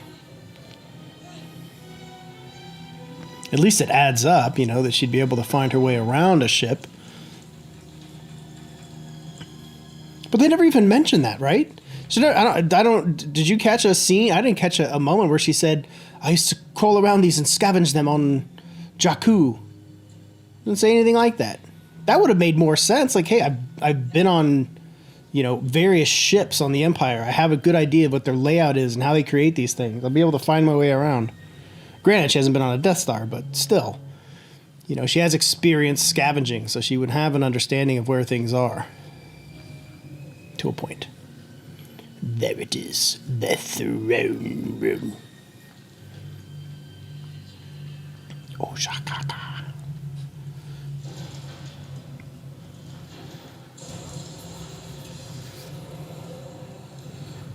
Door just opens because reasons.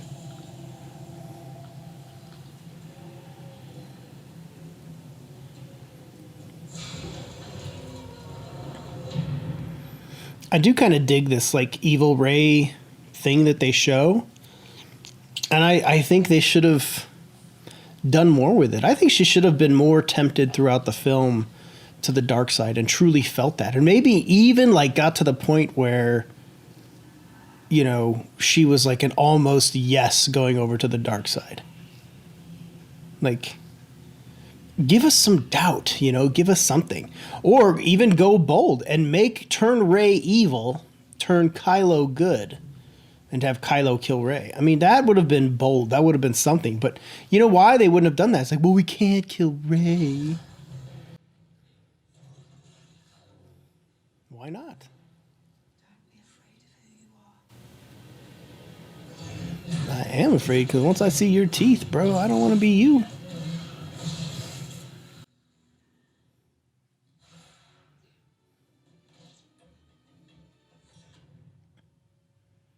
Thank you for the Wayfinder. I already know where Palpatine is.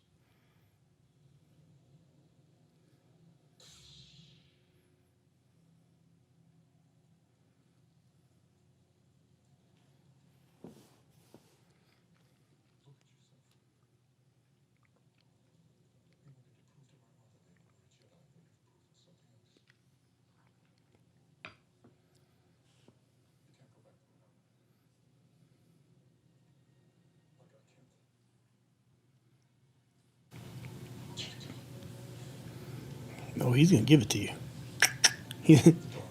Give you what exactly?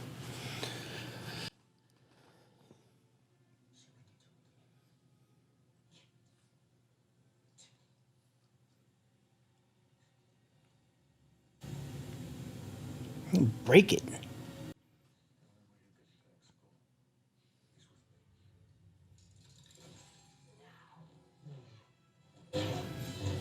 You broke my GPS, you son of a bitch!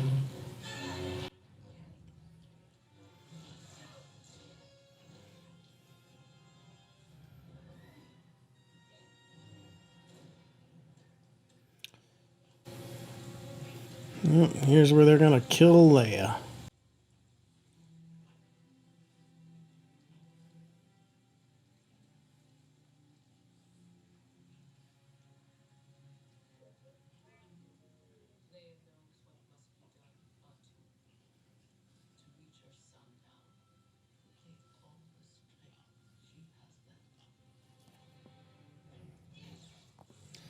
Yeah, I mean,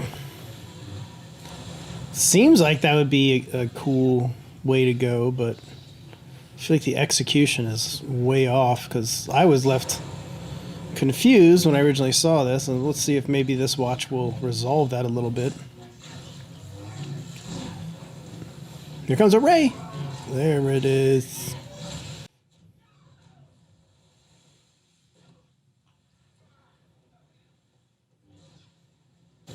Go back with your new black girlfriend. You can't have me. Disney said no interracial relationships.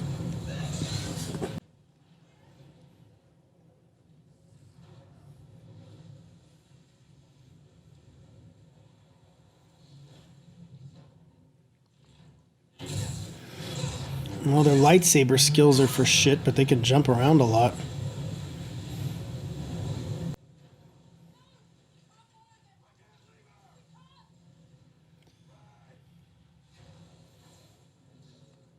I mean, they're kind of just taking just big old swings at each other.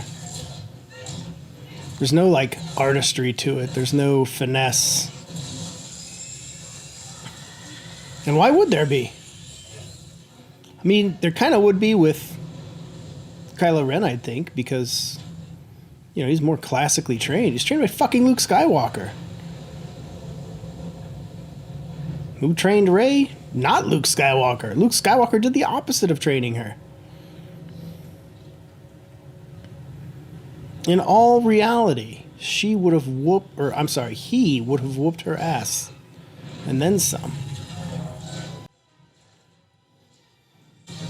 Look at just big old broad swings, that's it.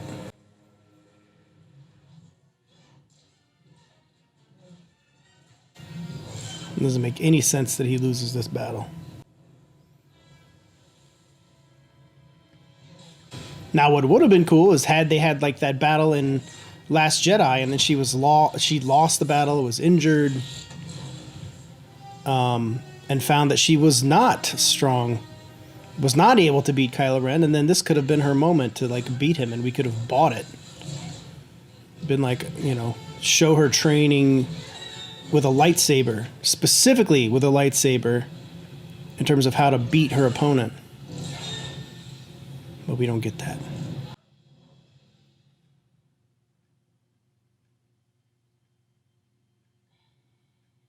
Mom, I'm in a lightsaber fight.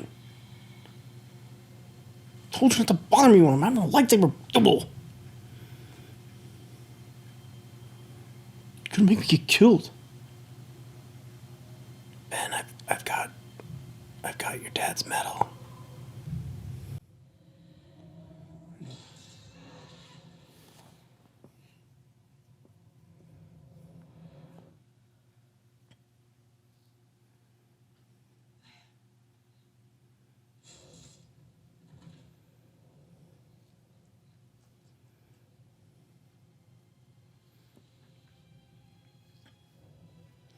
Like, I don't have any, you know, I mean, like, look, Daisy Ridley can act. She can cry on cue. Great. Awesome. But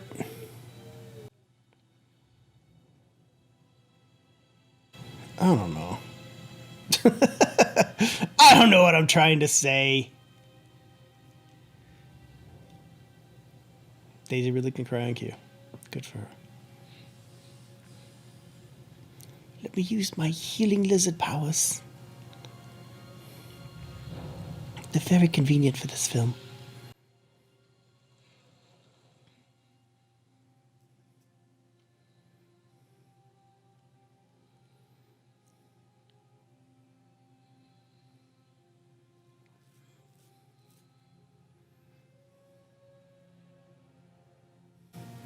Sure would have helped to have those powers of Geonosis. Some random Mary Sue learned them.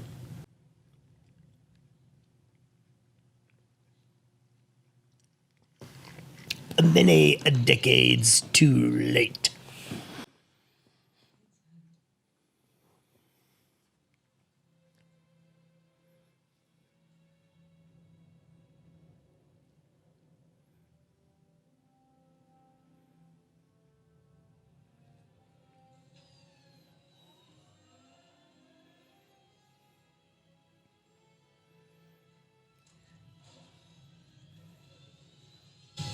So I'm guessing she gets to Exegol. Oh no, that's right. She goes to. She's gonna go to Luke's island for some reason.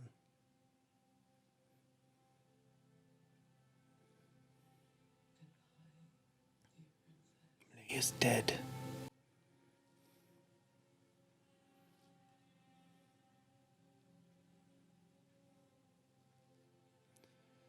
Ah, such a tragic loss. Carrie Fisher was one of my first crushes, probably like many of you.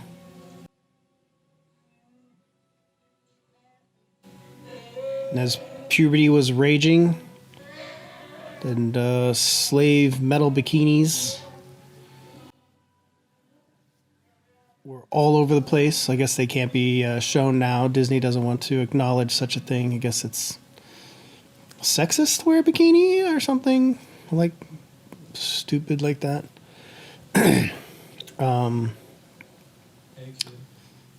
Truth is, Carrie Fisher looked amazing in that fucking bikini. And that's that.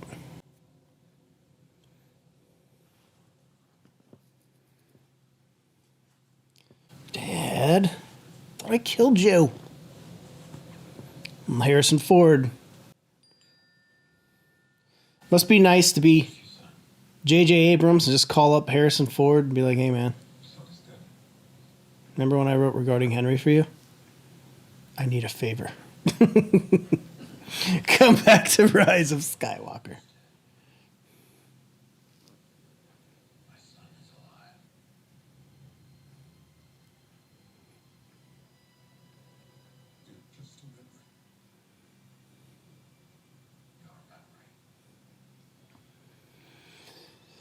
We don't deserve Harrison Ford. I just don't understand why the fuck all these characters had to be killed before reuniting.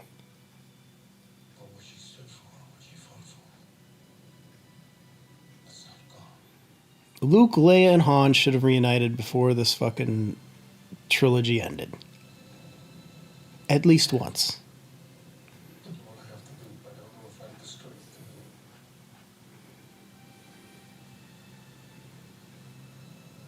Careful, last time you did that, remember what happened, son of a bitch.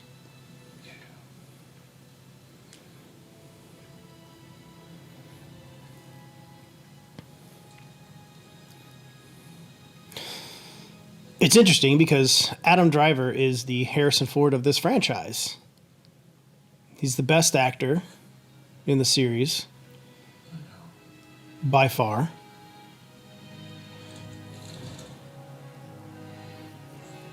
It's like, oh, wait, shit. I could use a few of those parts to make a new lightsaber. God damn it.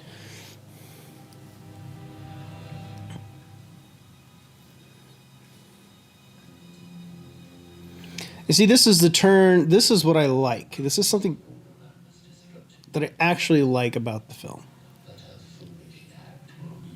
I like Kylo Ren's transition.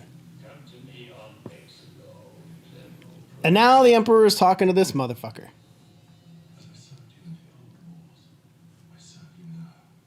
Okay. Random.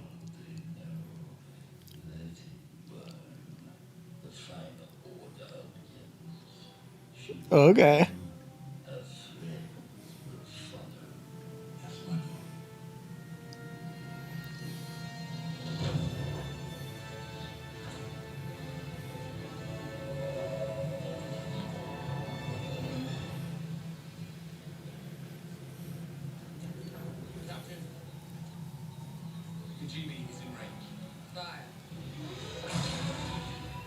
Oh, that's right. They're gonna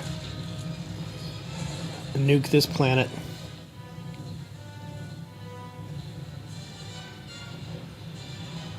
That's a hell of a cannon. You don't even need a Death Star anymore.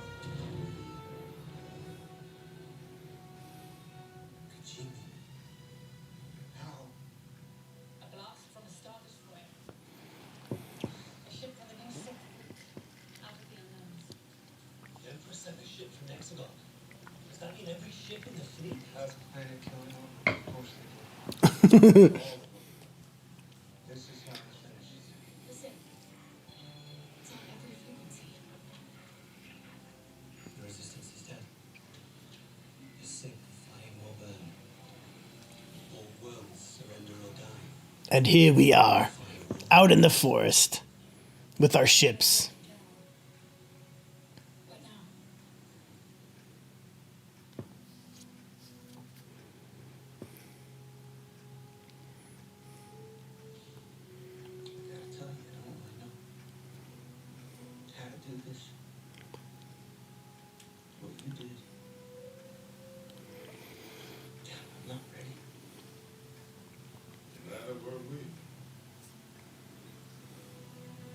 Oh shit, it's Lando.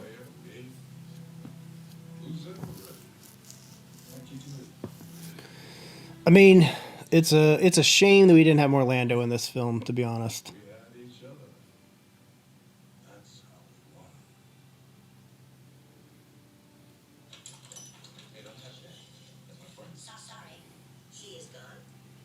Shut up, J.J. Abrams.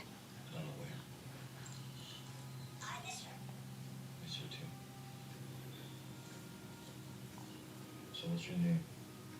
I gotta talk to you about something. I can't do this alone. I need you to come in. I need to be buddies. Thank you. I appreciate that. General? This droid has a ton of information about it. Wait, what? Cone face? Cone face. He was going to exit Obi this team. Why was Ochi going there? To bring a little girl he was supposed to take from Jakku. Talk about an exposition dump with a plot device.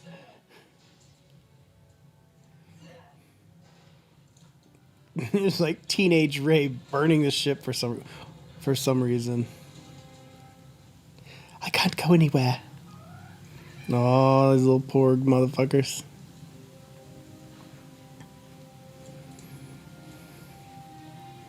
I mean, really, that's all Luke taught her to do, was to quit and go to an island. So why wouldn't she do what she's doing?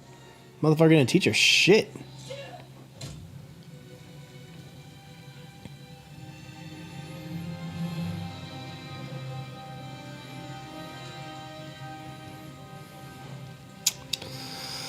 Oh, Luke.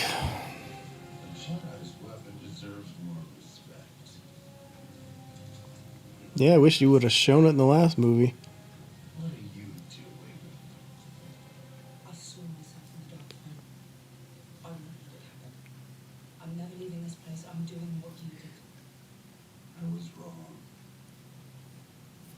It was fear that kept me here. Why didn't Luke revert back to his young self? Anakin did, at least the way they retconned it. I think they'd get to, like, choose, you know? Because you're a Palpatine. Leia knew it too. No, she fucking did not. Not even J.J. Abrams knew it. Not even Kathleen Kennedy knew it. Nobody knew it.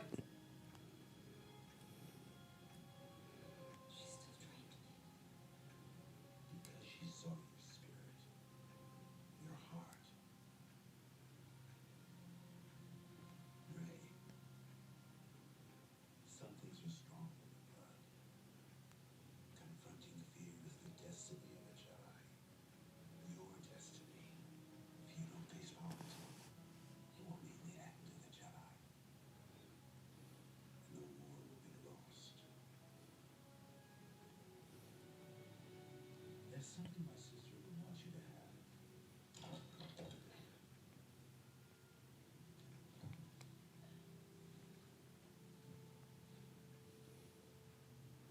Could have just given that to her last time she was there. You dick. It was the last night of her training.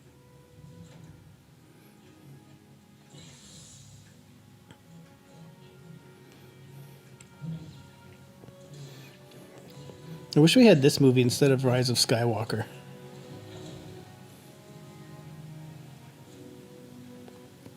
Leia told me that she had sensed the death of her son at the end of her Jedi path. She surrendered her saber to me and said that one day it would be picked up again by someone who would finish her journey. 1,000 generations live in you now. But this is your fight. Why does Luke's hair look so different? I don't get it. Doesn't it look different? His head's totally different from before. Maybe it's washed. You can't go to the Jedi afterlife with dirty up fucking hair. Oh, that thing didn't burn? Okay.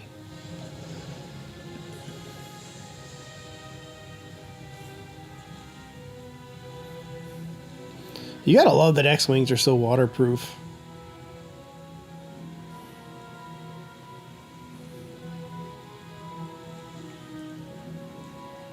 Most versatile ship in the galaxy.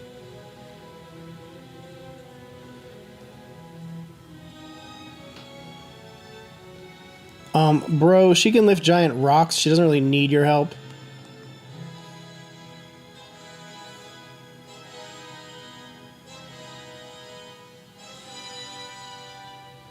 It'd be funny if he dropped it. Whoa, shit.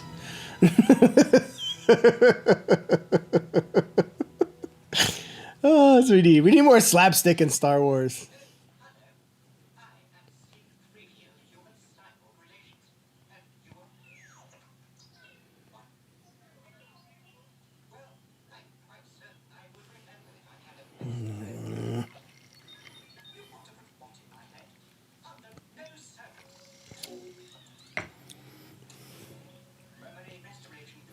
Never underestimate a droid.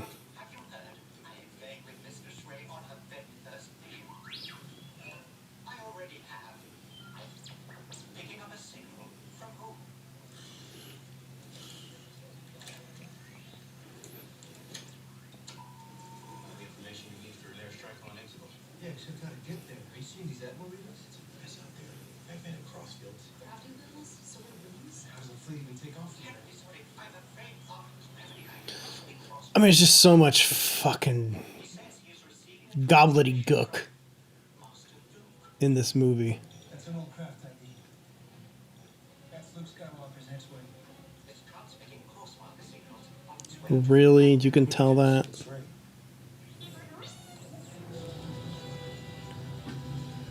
She's going to exit hall.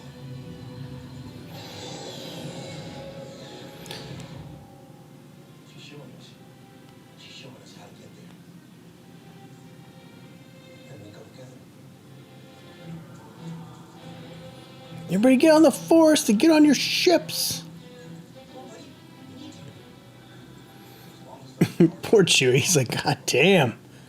Get drawn into every one of these fights. Which isn't easy on that. Ships that size need help taking off. Nav can't tell which way's up out there. So how do the ships take on? They use a signal from the navigation tower like this one. Except they won't.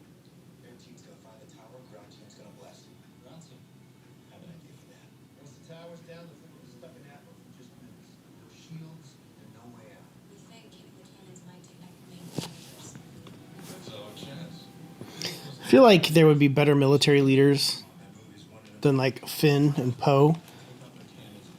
Like Poe was accused of mutiny before. Like, oh fuck, are they listening to him? We'll take the Falcon to the core systems. Send out a call for help for anybody listening. We've got friends out there. They'll come if they know there's hope. First order wins by making us think we're alone. So they're hinging all of this on Good people will fight if we leave. a 70-year-old pilot to fly to hundreds of core systems and convince them to fly to a planet that has hundreds of star destroyers and a returned emperor to fight them. I buy it.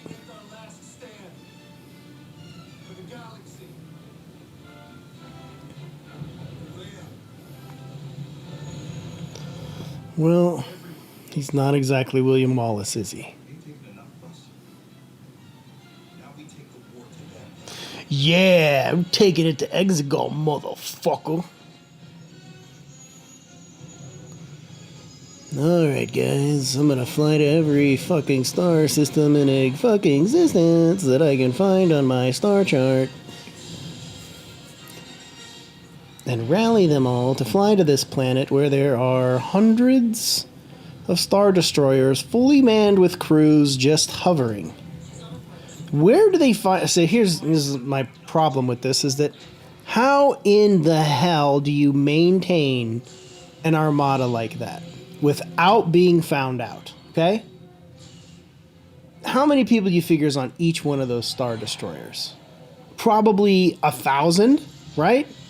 So thousands of people. So you're looking at hundreds of thousands of people, aliens, whatever, on these ships going to Exegol to basically hover. They're going to need resources. They're going to need food.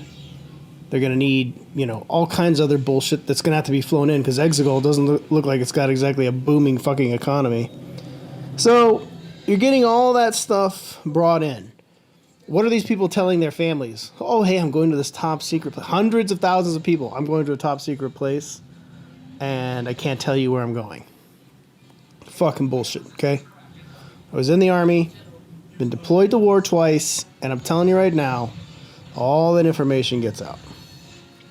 It just takes one person. That's it. That's all it takes, one person.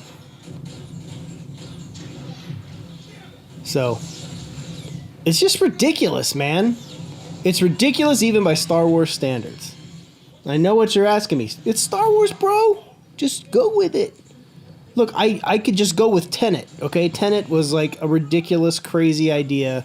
And even in the movie, they literally use those real lines, like, just go with it. And I could just suspend disbelief and just like, fuck, this is just nuts. But with Star Wars, just give me just please. Just give me a little bit, man. Just give me something here that I can just buy. And I didn't have any problems buying anything in the prequels or even in the original trilogy. And maybe if I studied them a little harder, I would have issues. I'm sure there's some. They're not perfect films, but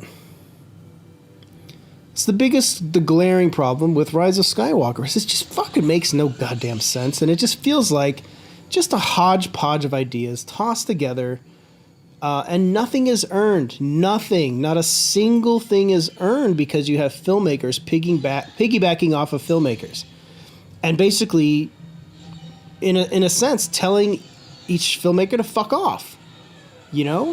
Rian Johnson is telling J.J. Abrams to fuck off with The Last Jedi, and J.J. Abrams comes back and says, fuck you. That's what Rise of Skywalker is. It's the no, fuck you movie. And it ends up being a fuck you to audiences, because it's an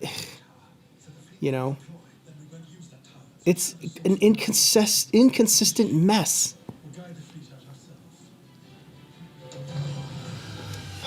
With great effects. I mean, come on. Yes, we already said this. Effects are great. That's not a problem.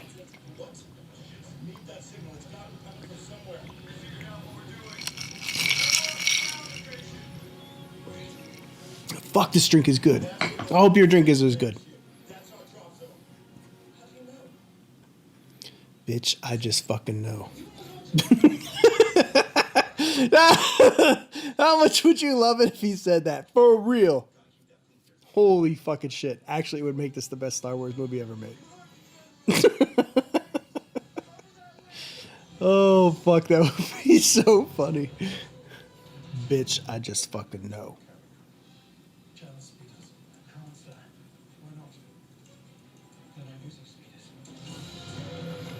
It's jammed. They're using horses. Riding on spaceships. They can all breathe. It's fine. The atmosphere presents no problems. Oh, and here we go. Here's the worthless fucking Sith troopers. No explanation as to why they exist, but they're called Sith troopers. Like this is just, it's just another like, fuck you, just buy the toys, inclusion in this film.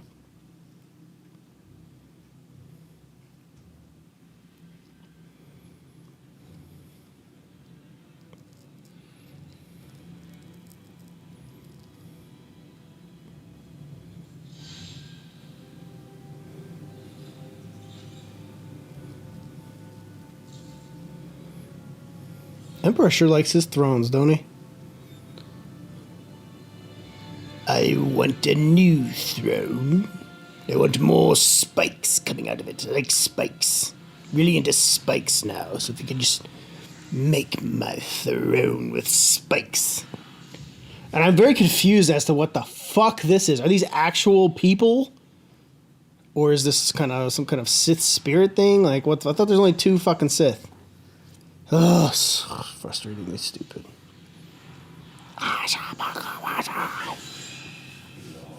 It's like Eyes Wide Shut. Hello, granddaughter. I hope you got my Best Buy gift card I sent you in the mail for your birthday.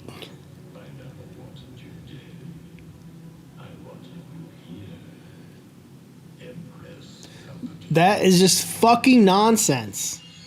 He wanted her there. Why did he send Kylo Ren to kill her? Kylo Ren is a way more formidable fighter than her. What if Kylo Ren succeeded and killed her? What the fuck? It makes no sense. It's fucking nonsense. I knew that you would best Kylo Ren. And that you would figure out the truth on your own and come here.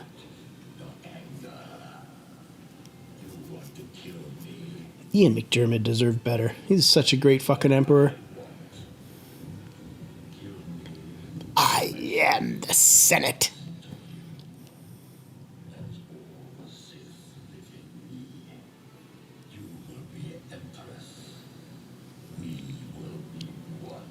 I'm gonna go ahead and pass.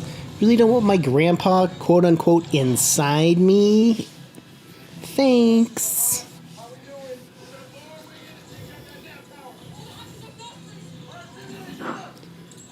I mean, look, this is another problem. They're like, hey, we'll just put Finn on the fucking ground crew with the other black chick. We'll just keep the black people segregated over here to do their little firefight and make it look like they did something heroic.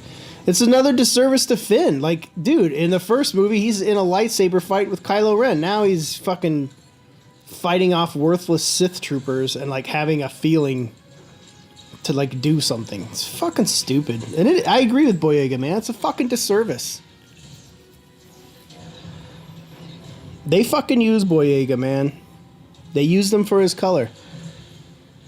And that's the racist thing you could do, to be honest. He knows it. I'm not saying anything Boyega hasn't already said himself, so.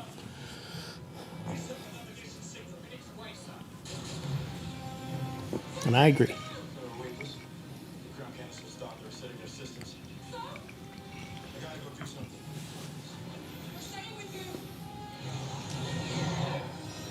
Like, for real, you could have been building up, say, Finn's story throughout this, right? Like, where he's, like, showing that he has ability, right? And he hasn't fully realized it yet. And then maybe during the confrontation between Rey and Palpatine, Finn shows up with a fucking lightsaber, gets in on the fight. Something along those lines, you know? Think about how much more you would have cared about Finn. Rather than him riding around on fucking space horses.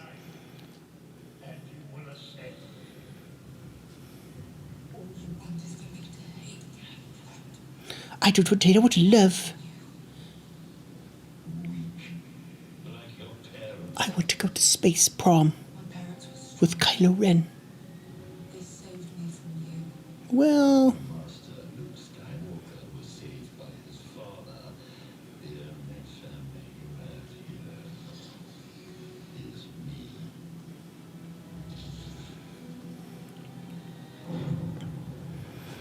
Well, you're not going to Thanksgiving dinner with me. And like this whole scene just plays out as a rehash of Return of the fucking Jedi, which I love. But I don't need this rehash, and you don't either. We all deserve better than this fucking finale. All your friends are going to die.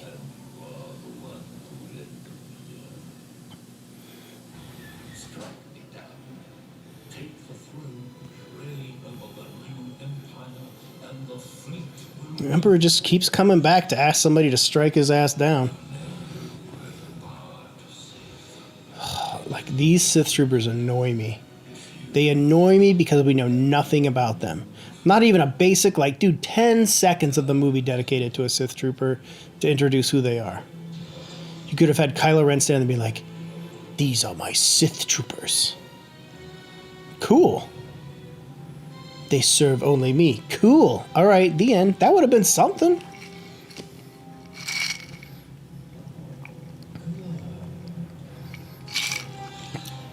And see, this, I feel, this is where I'm like, all right, I'm into Kylo Ren.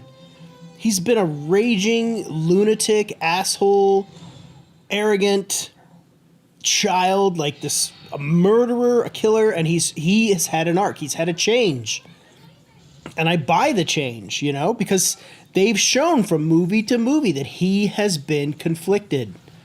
I buy his journey because they built that journey. It's the only character in this trilogy that was built, that has a natural progressive, not progressive, but a natural narrative progression. And Adam Driver is a great fucking actor. Like a legitimate great actor.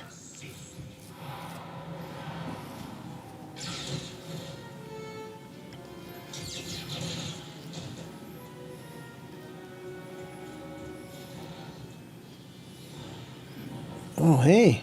Hey, Knights of Me. Remember that time we went to that one planet? We did that thing? It was a lot of fun.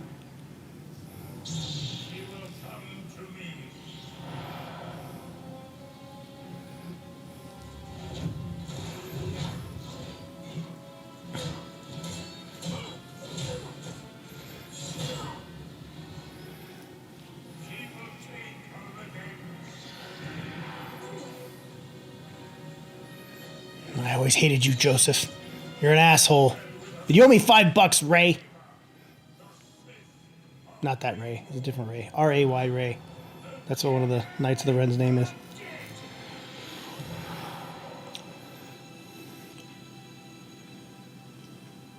I mean, I genuinely dig this part. This is pretty cool. Like the one cool part of the movie.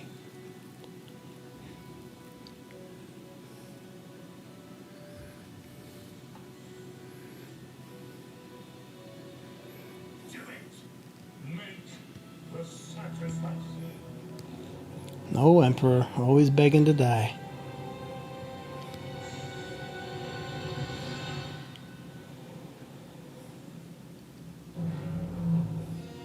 I mean, that's pretty dope. I'm down with that.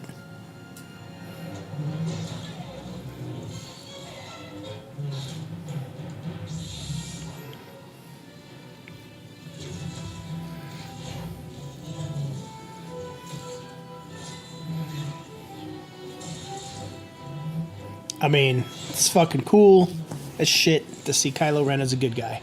That's all I'm saying.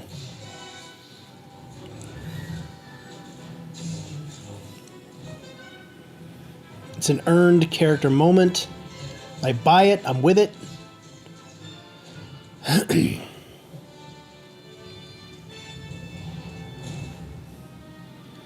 And this scene should have been fucking awesome. Could have been. But that's a cool shot. Now Kylo's gonna get yeeted.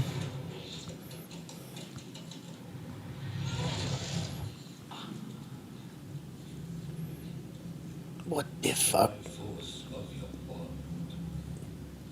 Has fixed my mangled fingers. Wait just a minute, I don't need you fools to take over.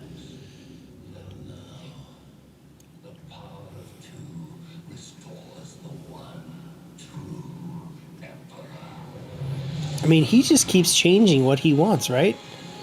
I'm gonna suck your life force out, you sons of bitches.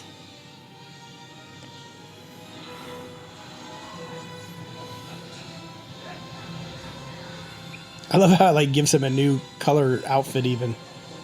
That's some seriously powerful fucking space magic.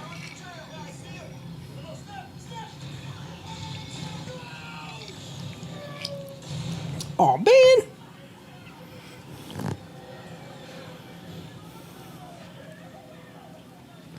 Everybody dying. Don't worry. That 70-year-old dude with the Millennium Falcon went to every fucking star system in the galaxy. He's here for you, Pope, because you failed at every fucking mission. You've been a terrible leader. Thank you for failing at every turn.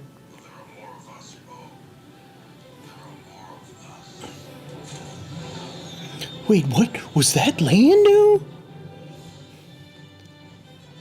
I mean, okay, well, that's a cool shot. Yeah, but it's ridiculous. But Star Wars, bro. It's Star Wars, bro. Just go with it, bro. Every ship in the galaxy's here, bro.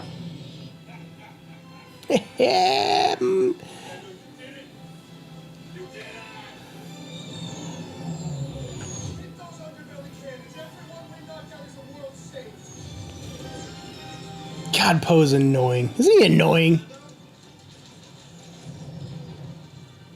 He's just annoying. It's not Oscar Isaac's fault.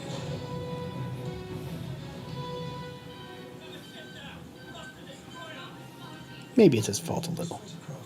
But I love Oscar Isaac. So let's all calm down.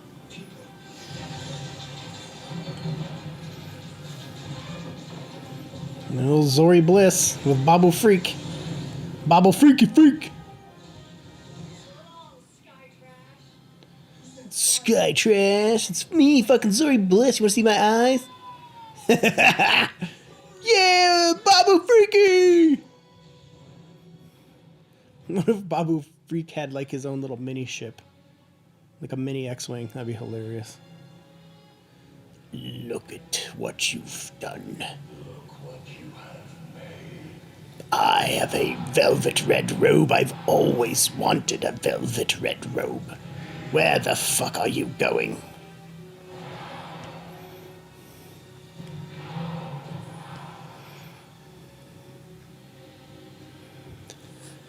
Oh, Kylo.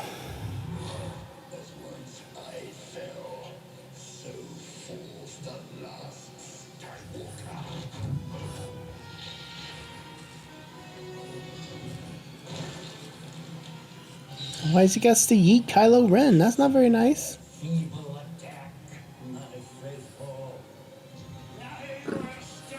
No.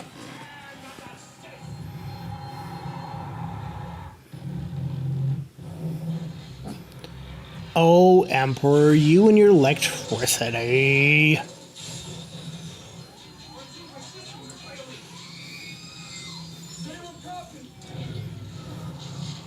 Well, what do you need to talk to anybody about?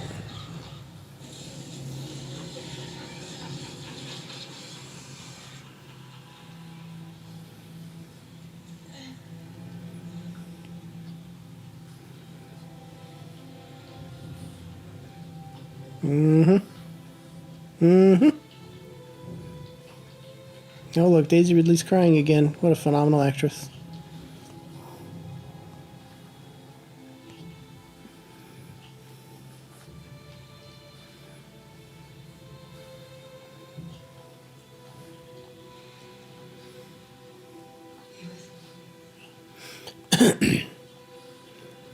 I mean, you know, these are areas where J.J. Abrams excels in the visual department. I feel like he lacks is in the storytelling department, and I think he tried. I really do think like he gave his best effort here. Well, let's calm down. It's not the best effort. He gave an effort. You know, now we hear all these fucking Jedi voices from space.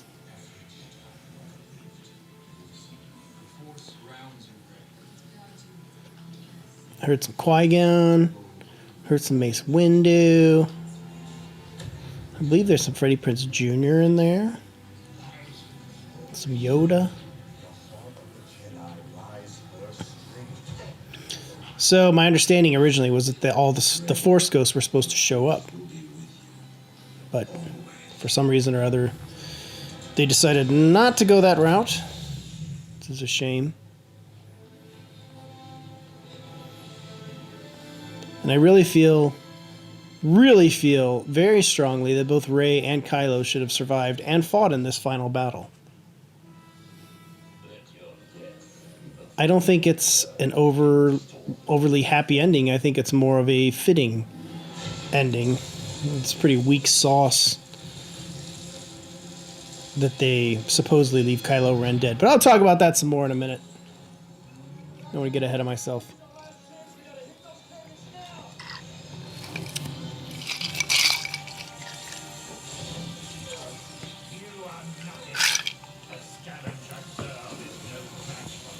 I thought she was your granddaughter, and now she's just a scavenger girl? That's fucking rude.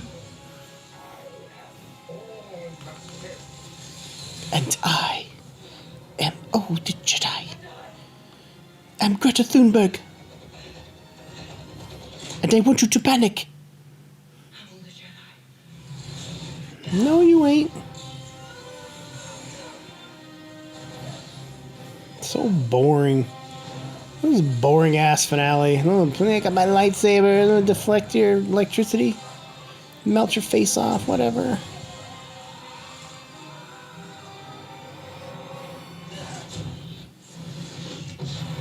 Do we believe he's dead now?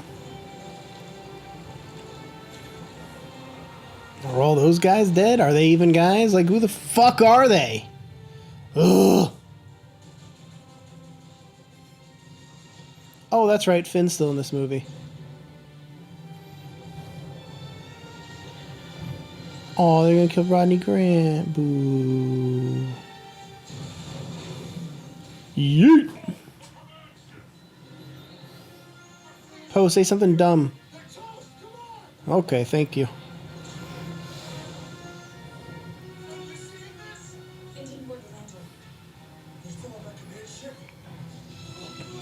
Rose don't care. Finn done found him a new girl. She rides horses. And she black.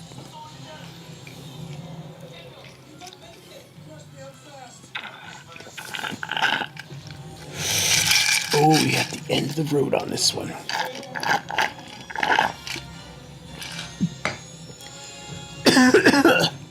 Not a moment too soon.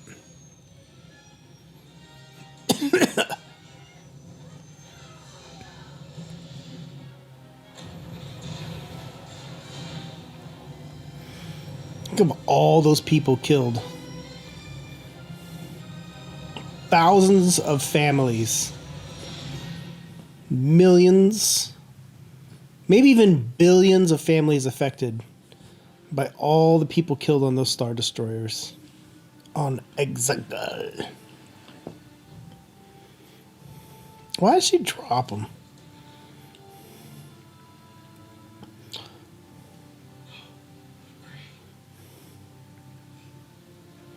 Oh, now you got force powers. Please take note that Finn and Rey have not had a moment where Finn has confessed what he was trying to tell her. So, you think it's ever going to happen?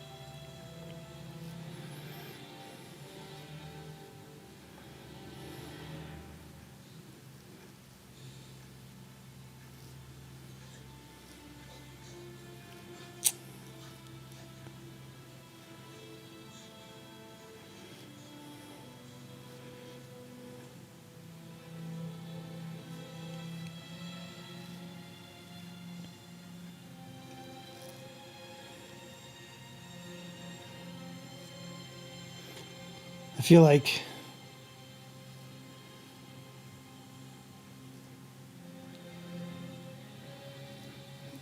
Rey shouldn't be feeling her up at this point. You perv. Just kidding. But yeah, no. Now Kylo Ren knows how to heal people and bring them back to life. Of course, he's giving his life to her, supposedly.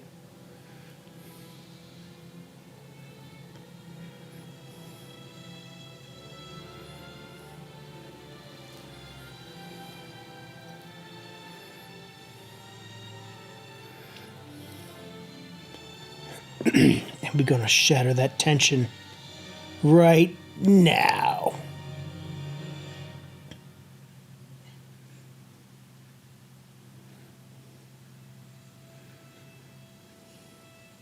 My timing might have been off.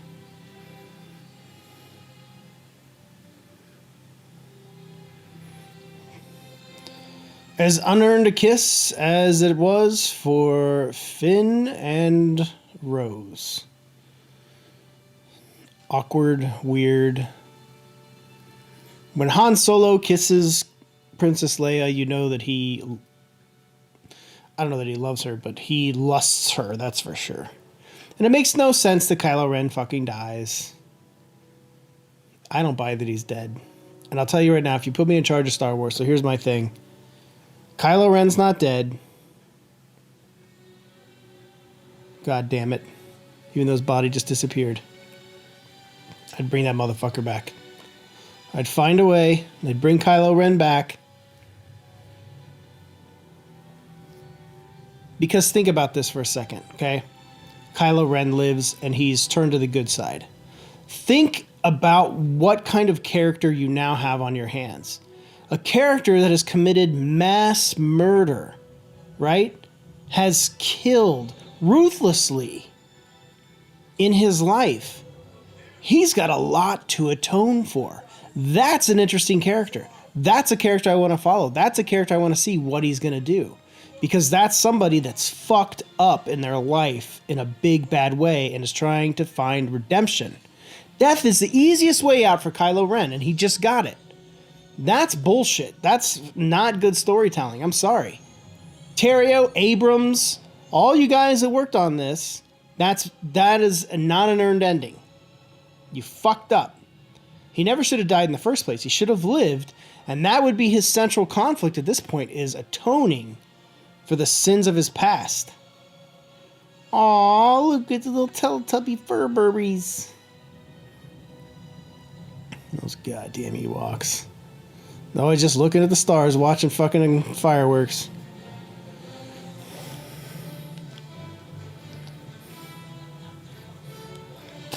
They just, like, beat the fucking main enemy of the entire galaxy and they go back to the fucking forest. You give any base you want. Where do you guys want to go? You know what? I really like that forest spot where we had no resources, no energy. Let's go back there. Cool.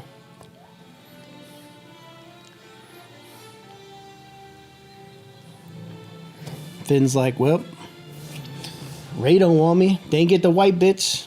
I ain't get the Asian bitch. All I get is the black chick. Disney couldn't handle the interracial.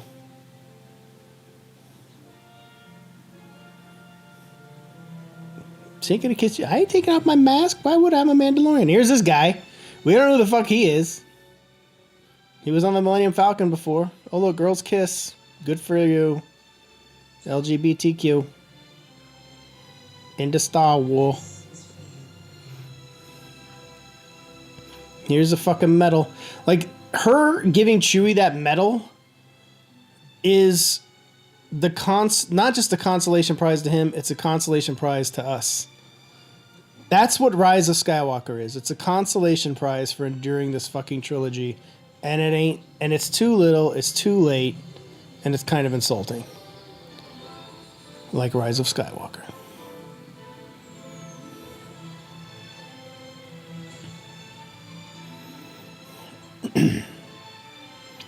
just so many directions they could have gone with this. So many directions. It's perplexing that this is the route that they chose.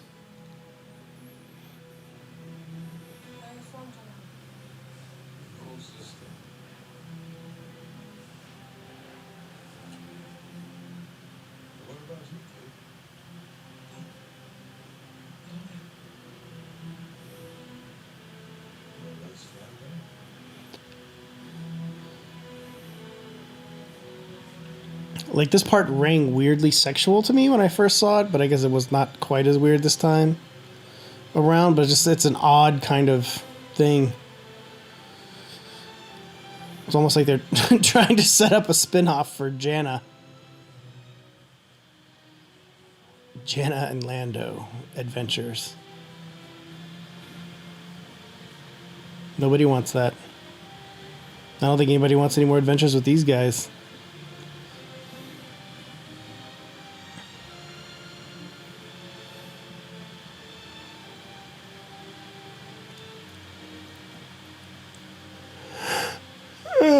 Shit. We've reached the end of the journey.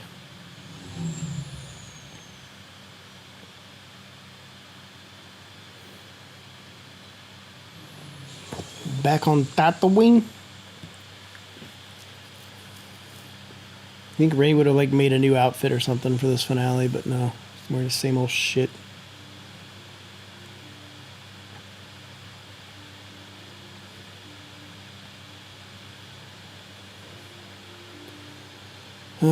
This whole part just feels like so expected, you know?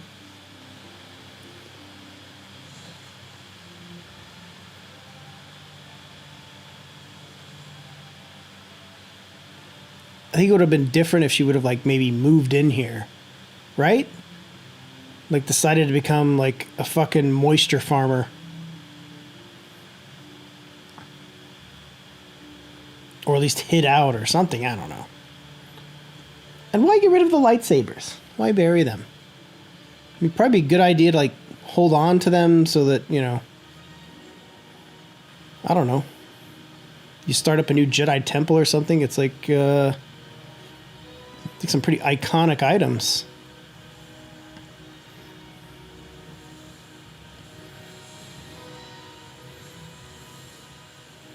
Must be nice to have force powers. You don't have to use a shovel anymore.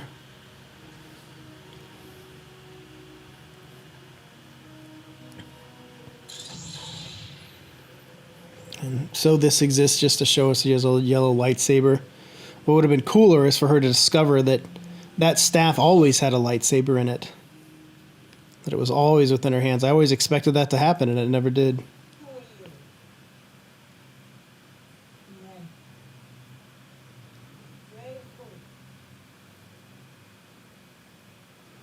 Oh shit, here we go.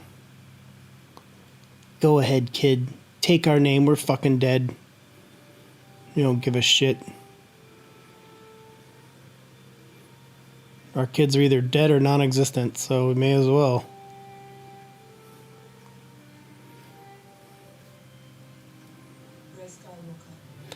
It'd be funny though, he's like, Skywalker, they owe me 1,000 Republic credits.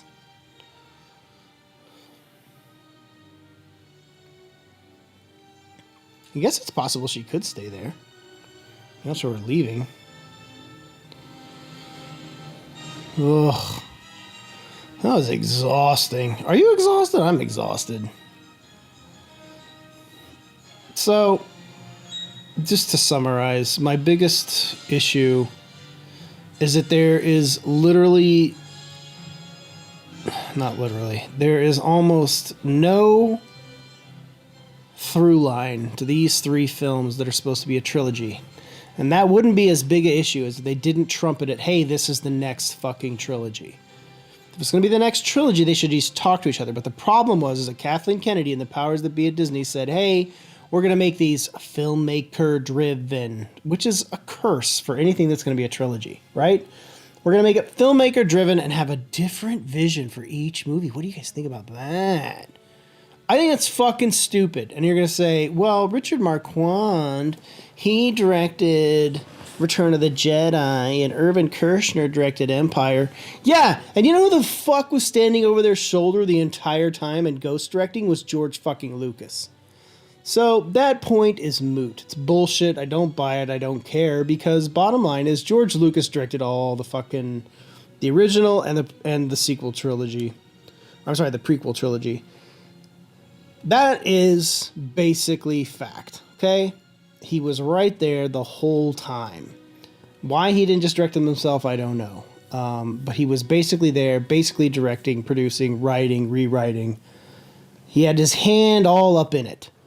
But with these films, you know, I think Kathleen Kennedy tried to be Lucas for these films, but she didn't have what Lucas had.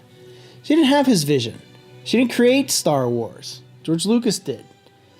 And I think that her approach was a little too hands-off and then a little too hands-on. I don't really think she knew what the fuck she was doing. You know, maybe I'm wrong. Maybe not.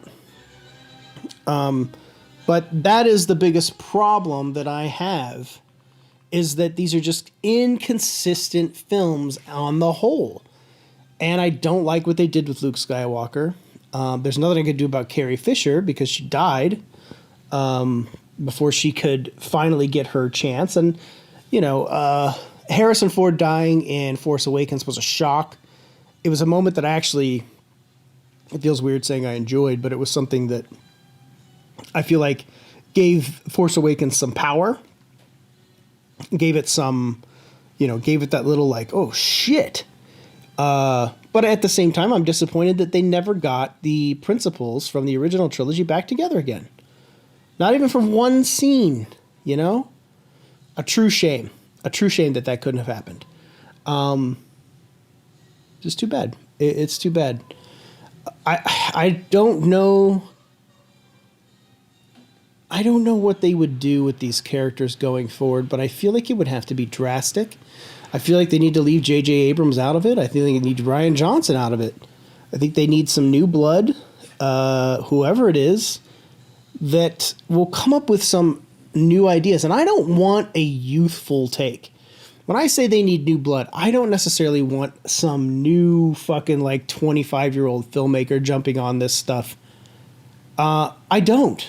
I want somebody that's experienced in making films and somebody that's experienced in telling stories, true stories, and building characters. And I think that's what they need. But I think Disney now, they've kind of gotten into this thing where they're, you know, it's like, well, we're going to try and hire as many minorities as possible. We're going to try and hire as many youthful people or outside the box people rather than reliable. Because I guess you could argue, hey, they hired J.J. Abrams. Isn't that reliable? It's like, well, to a point, yes. J.J. can deliver like a spectacle film, but not in this, under these circumstances. That's a lot to ask of anybody. You know, you took the sequel away from him, and then you asked him to clean up the mess that it made. That's no easy task. It's no easy task. I think what you need is you need to find just the right voice, be it a minority filmmaker, be it you know, I hate to even say that. I hate to even bring that kind of stuff up, but ultimately that's what's going on at Disney. It's what's going on in a lot of places, is that people aren't being hired for their talent. They're being hired for skin color or gender or something else rather than, well, actually, they're just a really good voice. I don't care. And I guess you could say, well, of course you're a white male. Why would you? So be it, I guess. Ultimately, I just want the best film for everybody. And I care who directs it. And not necessarily who directs it, I think who produces it. I think that Jon Favreau and Dave Filoni and the team over at The Mandalorian are doing great work right now, despite the fact that they are kind of in a narrative slump where it's just kind of like a Adventure of the Week series at this point, which is still cool. And we just had Ahsoka Tano, played by Rosario Dawson, show up, and honestly, best lightsaber action we've had in a new Star Wars anything, live action anything, since the prequel trilogy. So there you have it.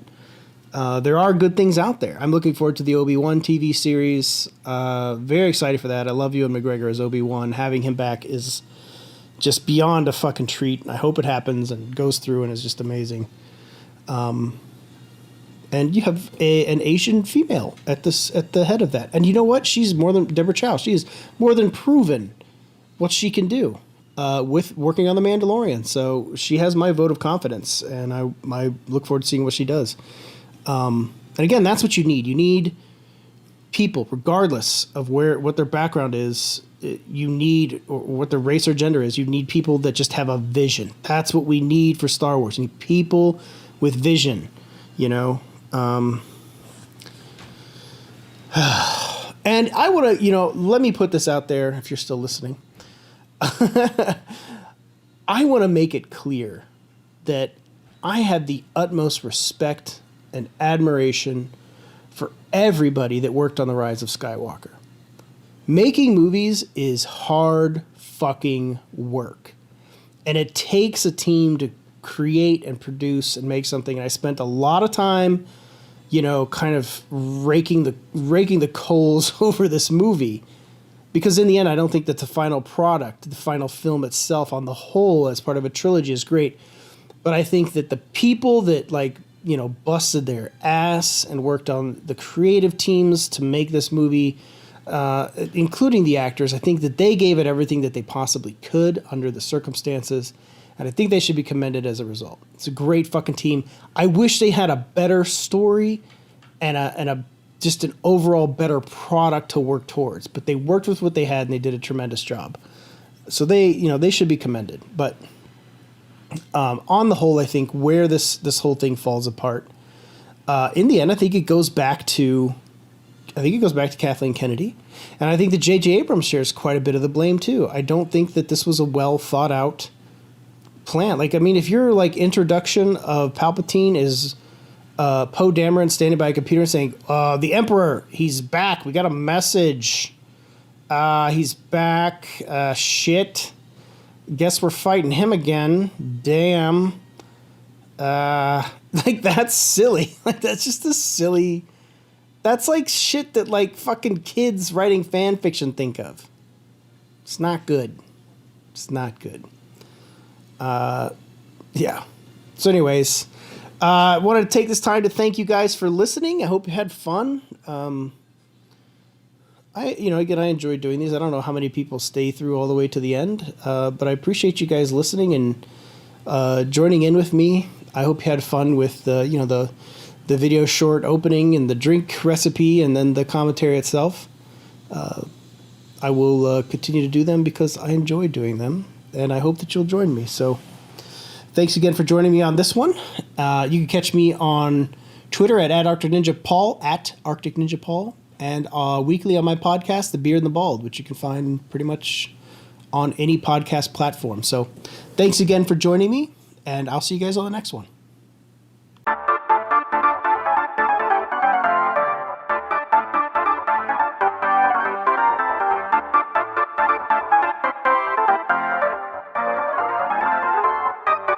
You